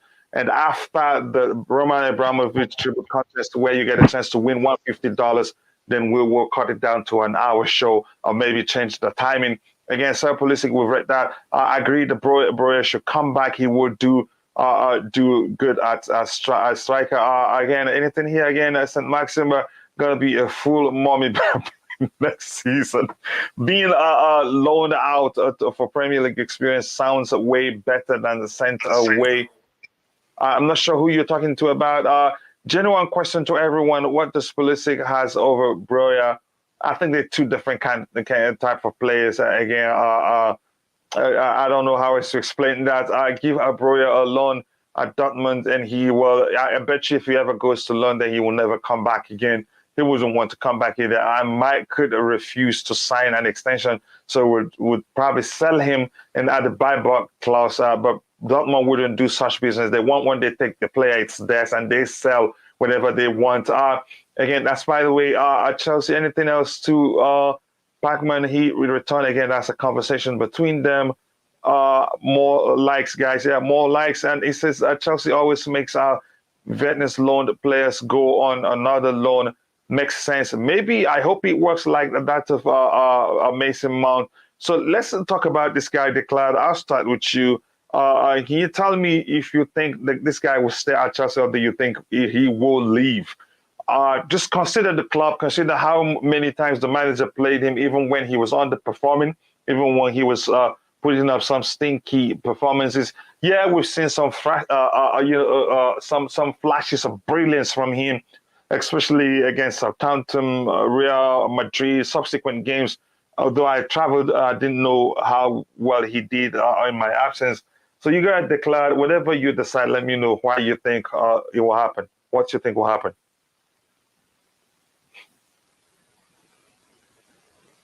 Do we still have declared there? Nick, let me start with you. It doesn't look like we sorry, have. muted. Okay, go ahead, bro. You want to address this one, this message? Yeah. No. I want you to talk about Werner. You know, what you think? Do you think he will stay, or do you think he will go? Whatever you think. See ya, Werner. See ya. See you later. He's been two seasons. He's struggling. I really wanted it to work out. I don't know. I mean, Werner's a different case. Where I felt like Werner did everything right, but when it came to just putting the ball in the back, it was almost like he was cursed. He would hit the cross. He hit every post before he even scores. Someone will do just so many interferences, and then when he does score, he's offside. It's just like the every element around him was preventing him to. Yeah, it just looked like as if the world was after him. Yeah, it's very bizarre. It hasn't changed because, like I said, I think Werner done everything right, except putting the ball in the back of the net, and maybe. And that has costed us as well. Chelsea has suffered from that. So I think maybe a change in team would get back that that confidence, or that there's something maybe psychological there. Just when it comes to finish, maybe the extra pressure in each games. When he goes to a team with less pressure, he might excel again. And I think maybe that's good for him. And I think that's what he might need. Maybe he needs a Bundesliga again. So I think it'll be a mutual benefit. If he leaves, we can get someone else in that can convert, and he will start playing better. How about the fact that somebody could counter argue saying those games are from the Southampton game to he could have scored actually four goals in that game because he hit the bar, the left post, the right post. He hit the hat trick. Exactly. Yeah, exactly. Yeah, left and right. Yeah, exactly. So and it's in order. The first one was on the left, right. The second was in the middle, and the third one was the right one. It just seemed as if, like you said, some elements, every the world is against them. But what if people argue that in those games, the game against Southampton, the subsequent games where he did very well was because we played two up front. Shouldn't we consider keeping him and give him play to try set up the team in a way we'll always be playing two up front, or maybe when we play a single attacker up front, then he will be on the flanks as one of the number 8s or so. We have played like that. If you recognize how we've been playing, mainly it's our wing backs that create the width. Mainly it's Mount, but one of the front three come back in the middle, it looks it's a mix between an 8 and a 10, right? And so in most cases it's two up front with the wing backs being almost like wingers and almost having like a number 10, and that's how we attack most of the time. So to say if we change it up to convene him, he's played everywhere. Werner has been tested everywhere, and it's not like Werner can't adapt to the system. Werner has actually done well for me. It's just that when it comes to converting, when the chance falls for him and he has to put in the back of the net, it just doesn't happen. And there's been chances that have been harder to miss, and he misses them. He just looks like he just hits it without even a bit of direction. I mean, if you look back at Leipzig, a lot of his goals were pretty open one-on-ones. Maybe they were easier chances, but then he gets some easy chances at Chelsea and still can't even put them. So, like I said, it's almost like there's something. The pressure is making him miss. Maybe lost that confidence. It's very weird. But like I said, if he was putting in some goals, the conversation would be very different, because I think besides goal scoring, I think he does a lot right. Wow. I think, I think you seem to agree, and I am the same with you. It's not like he's a bad player. I think things hasn't just gone his way. I will quickly go through the chat. We'll bring in Nick, then I'll go to Fairboy. Fairboy, you joined late, but I understand you were at work, so no problem, bro. I totally understand. Bills don't pay themselves. No one wants to get in front of Antonio, puts the fear of Drogba in defenders.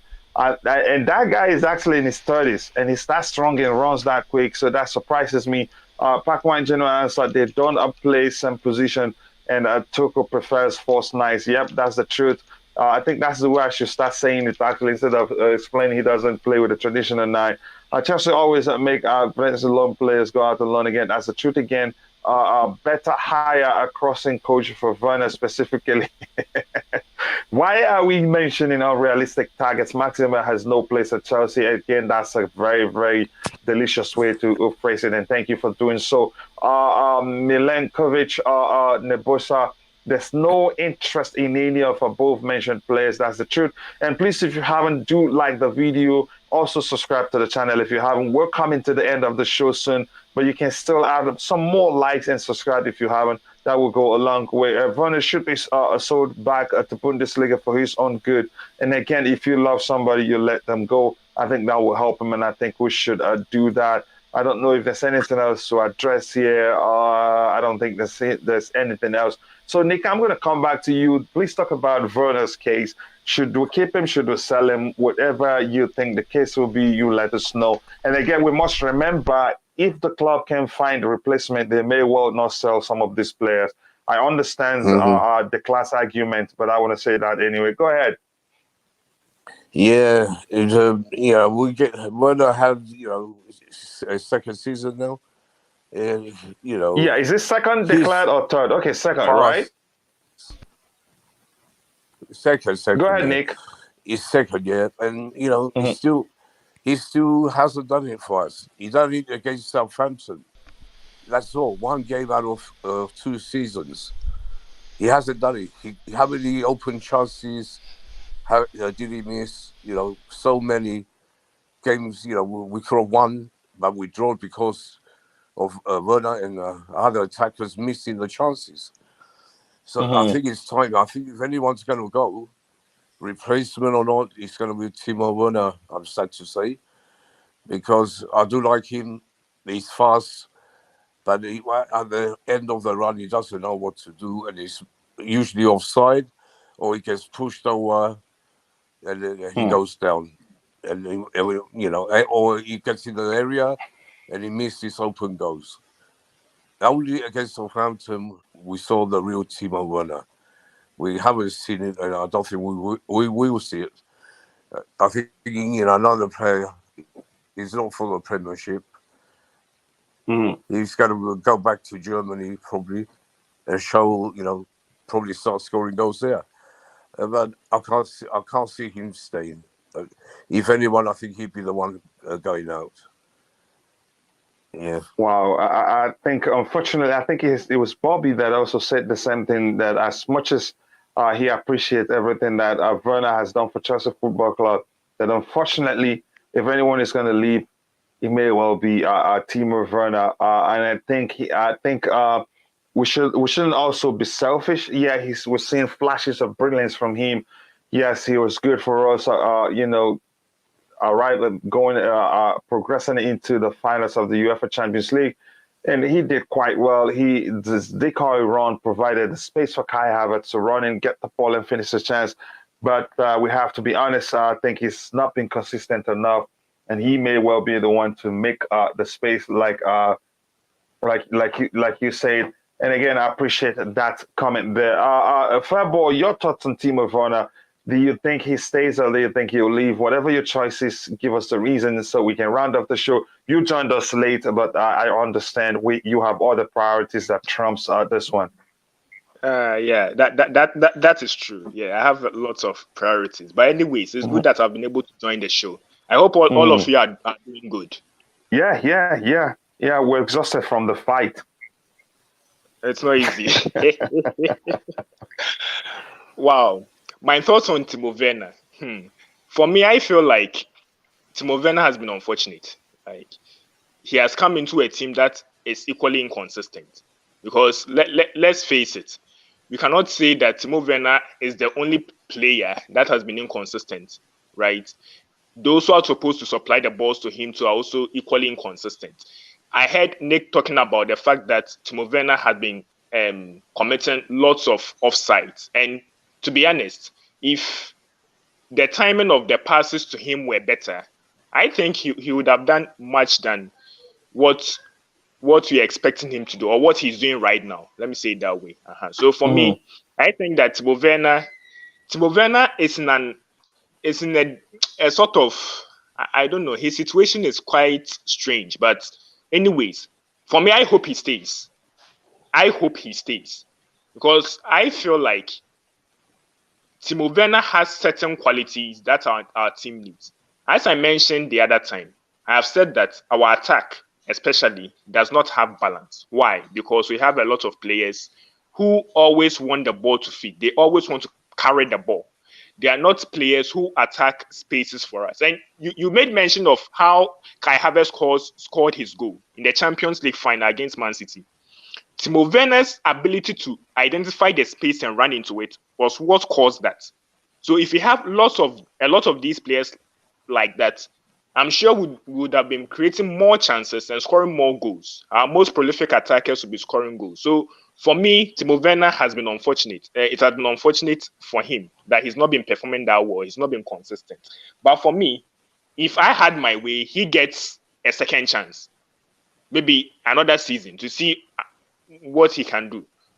Because I'm struggling to think about someone who can competently. You mean, would it be a fair chance if we allow him to stay? No. Is that what you're asking? Third. Yes. So I would have thought this would be his second chance this season. Yes. So now we were giving him a third chance. A fair chance. Because this is what I'm saying. Not a fair one. Yes.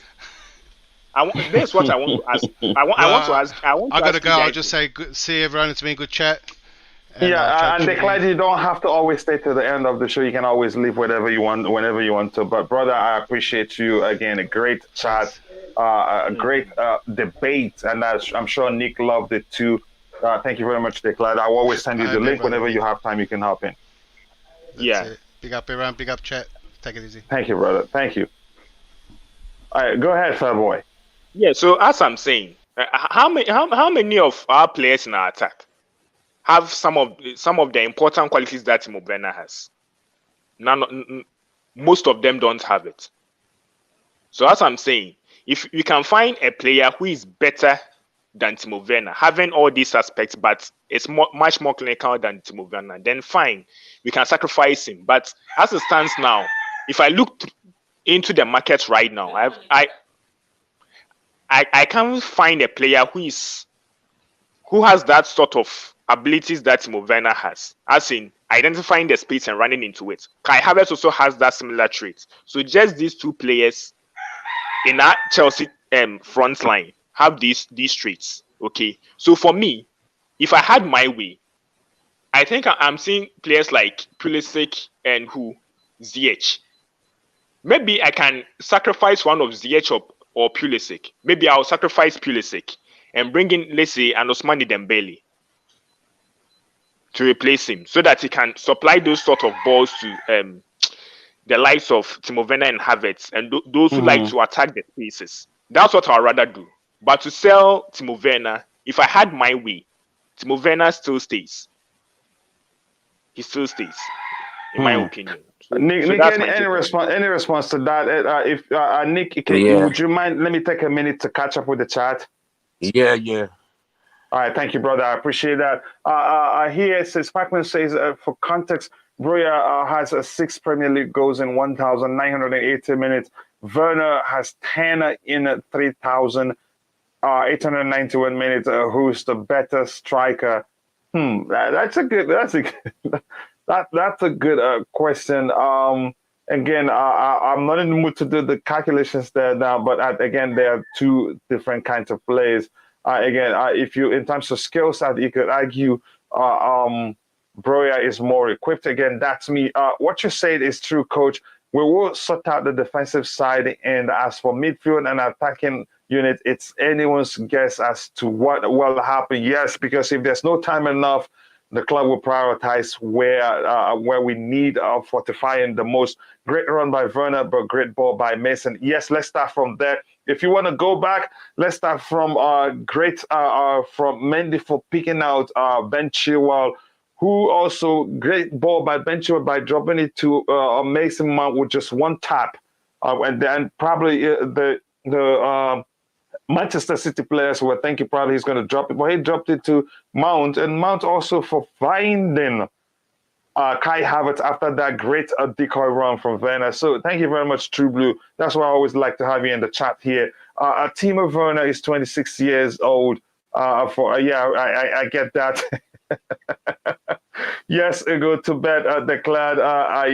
Pulisic just needs to tighten up his shooting. He created so many chances. No, he found himself in good positions. That's one thing you always get from Christian Pulisic.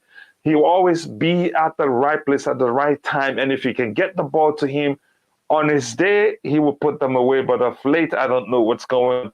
He's been whistling in front of goal.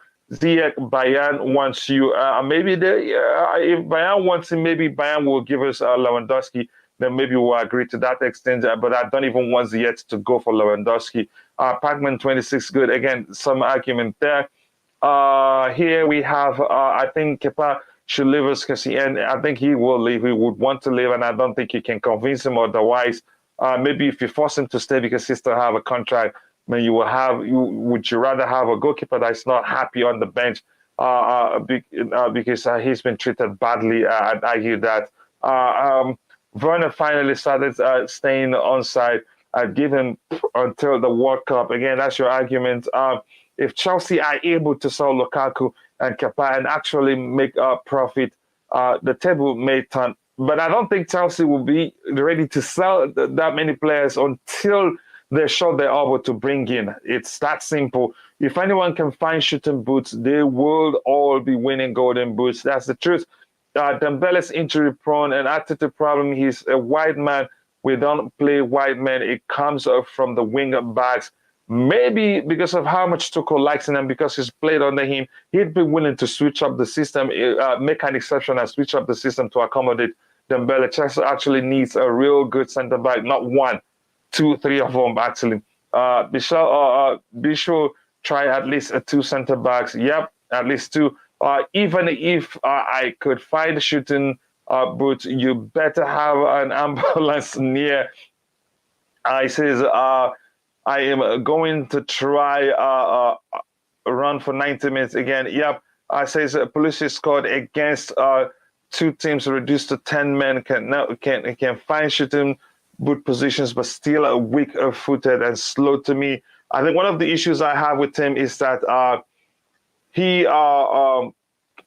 think he is, how do I phrase it? He hits the ground too often to me. Again, that's me saying that. Nick, do you have anything to say about what Fairboy said about Werner.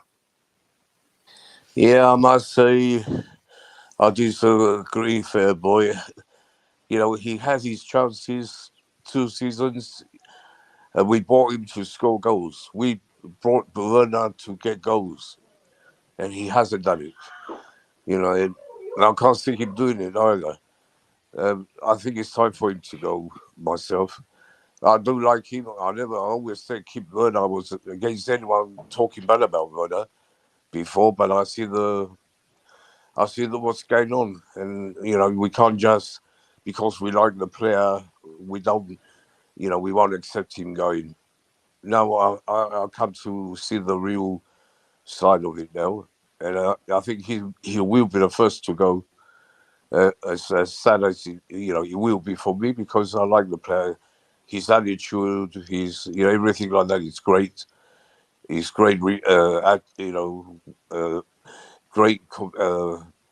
How can I say with the fans? You know, he's got it with the fans so much. Every time I go to the bridge, he gets a great a chance. Even when he was missing open goals, that song still rang out the bridge because it's the way he is. We all like him, but you know, I Yeah, wish I'm wrong. I wish I'm wrong, and he stays and proves everyone wrong, and he starts bagging in 20, 25 goals. Then we can say we were wrong, all of us. But that won't happen, yeah, I'm afraid.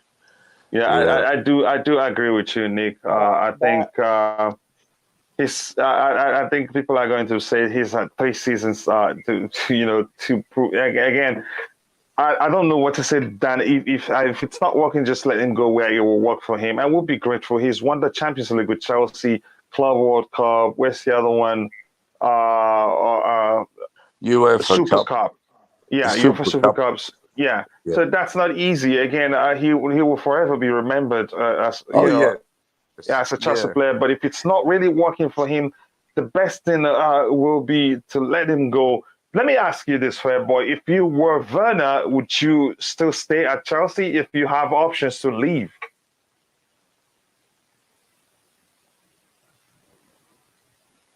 Are you there, Fairboy? Fairboy is full of sleep. Yeah, Nick, let me ask you this because we're about to round off here. If you were Fairboy, Yeah. would you prefer staying at Chelsea or rather would you leave and go to a place where possibly things may turn out to be better for you? If I was when I would leave Yeah, I think and I go lost. somewhere to see, and Yeah, he might. go ahead. I can hear you now. Are you there? Yeah. Yeah, and I feel bad for Werner. I really do. But if I was a player, if I was Werner, I would go because I know when he misses all them chances, he does. He's very down. It gets him down, and he only makes him worse. So the good thing for him is to go right now and to start scoring. In the German league. Yeah, As I think as sad the is he? fan bit. He's Yeah, go sad. ahead. He's sad. He's sad because we all like him. We love Werner, Yep, but yep. The you fans know, like him. yes, everyone likes him. I like him as well, but it's only for the good for his own sake. He should live. Yeah, Fairboy. Just quickly, so that we can round off. If you were Werner, would you consider staying given the way things are going for him? And if he goes elsewhere, there's a chance he start firing on all cylinders again. Yeah. If I were Timo Werner, I would leave because right now he's not getting the playing time. So definitely there are others ahead of him. So for the sake of his career and for the sake of the fact that he wants to continue to play for his national team, of course, he would want to leave. And I can't be mad about it. If I were him, I would do the same thing, right? But as I just said, if I were in the shoes of the team, for me, I know how good Werner is. I would have kept him. But if he insists on leaving, no problem. I can't stop him. If I were in his shoes, There's I a want chance more he games. does. It's a World Cup year. Exactly. Yes. So he might leave, and if he leaves, I'm not going to be angry about it. I'm not going to be mad about it. That is his decision. You understand? So if Mhm. if I were the team, I would want to keep him. If I were Thomas Tuchel, I'd rather use him ahead of certain players. But of course, I'm not the coach. I'm not the club, and I'm not the player. So if the player makes a decision that will help his career, of course he leaves so that he can continue to perform. Yeah, very well said. Big up Coachila and Nick. We should do a swap deal for Werner from Nkunku. Again, it's easier said than done. Would they want to give you Nkunku for Werner? I'd say no. Maybe you do player plus cash for Nkunku before they even listen to you. Again, nice to see you again. Deals CFC, always nice to see you. But I was forced to hit like many hours ago. Yes, and I responded to you if you go through it. Nice to see you, brother. It looks like you were busy today, so I haven't seen you the whole day. If we have to challenge for Premier League, we need a squad. Keep them all. Again, it's not that simple. This season, Kunku will be like Werner if it comes to Chelsea, but I think he's more skillful than Werner. One-on-one, he can at least beat players. Ziyech and Kier already, again, it says that Lukaku is a player that thrives in a Conte or Mourinho system. Yep, that's the truth. Okay, don't care if I get abused. These players may as well all go. We end a win in the league with our one-dimensional system. That's the truth. I think we have to switch it up. No abuse there. Sell Werner to Newcastle, and he will come back to hurt us. That's the truth because we play a very high line, so we get a chance to hurt us. And Kuku has way better technical skills and ball control. That's the truth. One-on-one, Werner practically will give you the ball. So, okay, take it. I don't want to try this. Let me ask you this before I go to Nick to round off the show for us, fair boy. People are saying already we're losing about 5 defenders, and there's a chance because if you listen to Thomas Tuchel during his press conference, he said something about the restrictions on the club hurting us in terms of us not being able to complete the signing of players, and you could argue Boubacar Kamara. Had it not been for the restrictions, Chelsea would probably be one of the first people to go, get a deal with him. You get what I mean? But we can't complete the deal. We can't get players to sign contracts. We can only negotiate until the whole handover process is done and we get a new license. So I've argued that given that, that's a chance that the club will focus on fortifying the defensive line because that's where we need players the most. And there may not be time enough for the club to start, even if they want to change any players in the attacking or midfield area. The areas, there may not be time enough for the club to start going for midfielders and attackers. So they will focus on the on the area that's the priority, which is the defensive area. What do you think? And that is why it would be absurd to just sell certain players like Timo Werner and Co. You understand? Because if you are prioritizing the defense, which is already ripped apart, because certain players have left or are leaving, then why don't you focus on building the defense? Then later on, thinking about the attack. We can even keep this core of players who are playing our attack. Exactly, that's the main part of my right? argument. Maybe perhaps they might improve. You might not know. Yeah, that's the main point of my argument. We may be forced to keep them because I don't think the club is stupid. You get my point now. Even if you want to change them, we may be forced to keep them until we're able to get in a replacement. But go ahead, brother. Yeah. So I agree with that point you make. You understand? We cannot just sell players when we know that we don't have a ready-made replacement, or we know that certain important aspects of our team needs rebuilding. Because if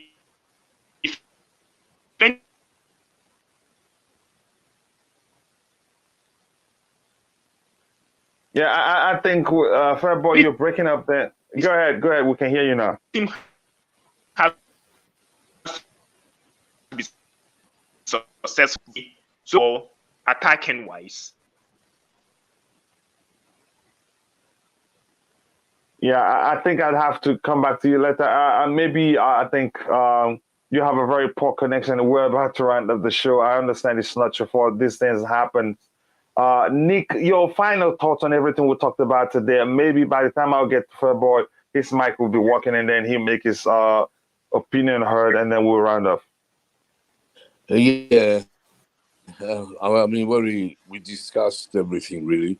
Very interesting today. Yeah, and the main priority is to get the top goalie in the office as soon as possible, because like we said before, the other teams have an advantage right now. They can get players, and we can't. We can only talk, and that's not good enough. We need to, talk to and go for some players. We need that now, so we can be ready. It doesn't look like we're going to be ready unless he comes, by Wednesday. I hope it's got to be done this week. I'm sure it will be. And forget all the players. We have good players. Pulisic, Ziyech, Havertz. They're not rubbish players. So we won't be keen to get just let them go like that without any replacements. And I'm sure Tuchel is thinking about that defense, because that's where we're going to be short. Who are we going to have left? We're going to have Chalobah left. Sar, he's not up for it really. He's not that good. Then we have players coming back from the loan. The loan is coming back. They will help, but that's still not good enough. We need to get 2 or 3 top defenders to replace Rudiger, Christensen, Aspie, Alonso if he goes. Even if he doesn't go, we need someone better. Because Chilwell won't be hitting it, straight away after the injury. So that's what we need to do, and I think that's what we Chelsea will do. There won't be keen, except Werner. Werner is a different story for me. Maybe they can get a replacement for Werner, maybe. And Lukaku, I'm afraid he's here to stay for now, and it's up to him and it's up to Tuchel to get everything right. Especially Tuchel, he has to sort the players system and get a new system. He has to sort everything out. Otherwise, we're going to be stuck. And Tottenham are moving upwards slowly, but they're moving upwards with Antonio Conte. We don't. That's the last thing we want to see is Tottenham overtake us. And that they're not far behind. So big summer coming ahead. Let's see. And hopefully we'll finish the ownership thing and start off on time. Yes. Yeah, exactly. And it's a massive summer coming up. Yeah. So let's see what happens. The sooner Bowley comes in, the more ease we all gonna be, with everything. Yeah, thank you very much for that, Nick. So go ahead and make your point so we can round up. Fairboy, you seem you had an audio issue. Yeah. So I hope you can hear me now. Yeah, sure. All right. So as I'm stressing, as we just mentioned, okay, it's important that we build the base, because we've lost players who made that base very strong. So that's why it wouldn't make sense if you are trying to buy attackers. Maybe the money that we might need in the transfer market might not be enough to purchase all the buys that we want. So it's important that we solidify the base, because after all, who would want to go into the season where you score lots of goals, but you concede a lot more? And our attackers don't even score goals. So if our team keeps conceding, then it means that we are going to lose lots and lots of matches. So for me, I keep the current crop of players, even if they were misfiring this season. All the time, I want to give players a new, like a clean slate for next season. Then we see what happens, right? So for now, as Nick has just mentioned, the players that are gone, the sort of replacements we need for them. He just mentioned them, and it's important that we replace those players because they were the ones who formed our base, and they are all ripped off. They are gone. So it's important we solidify the midfield and the defense. Then we can come to the attack. If there are any issues there, then we can try and see if we can take certain players out and bring certain players in. That's my take. That's my take on this one. Yeah, I think you make a very good argument. Unfortunately for us, you were at work, you weren't able to join in time. And with that, I think we've come to the end of the show. It's been a brilliant show. And if you haven't seen the handles of those on the panel, you can see Nick Blue's Twitter handle. You can see Fairboy. If you search Fairboy, I think you will see him. I think he has this picture there too.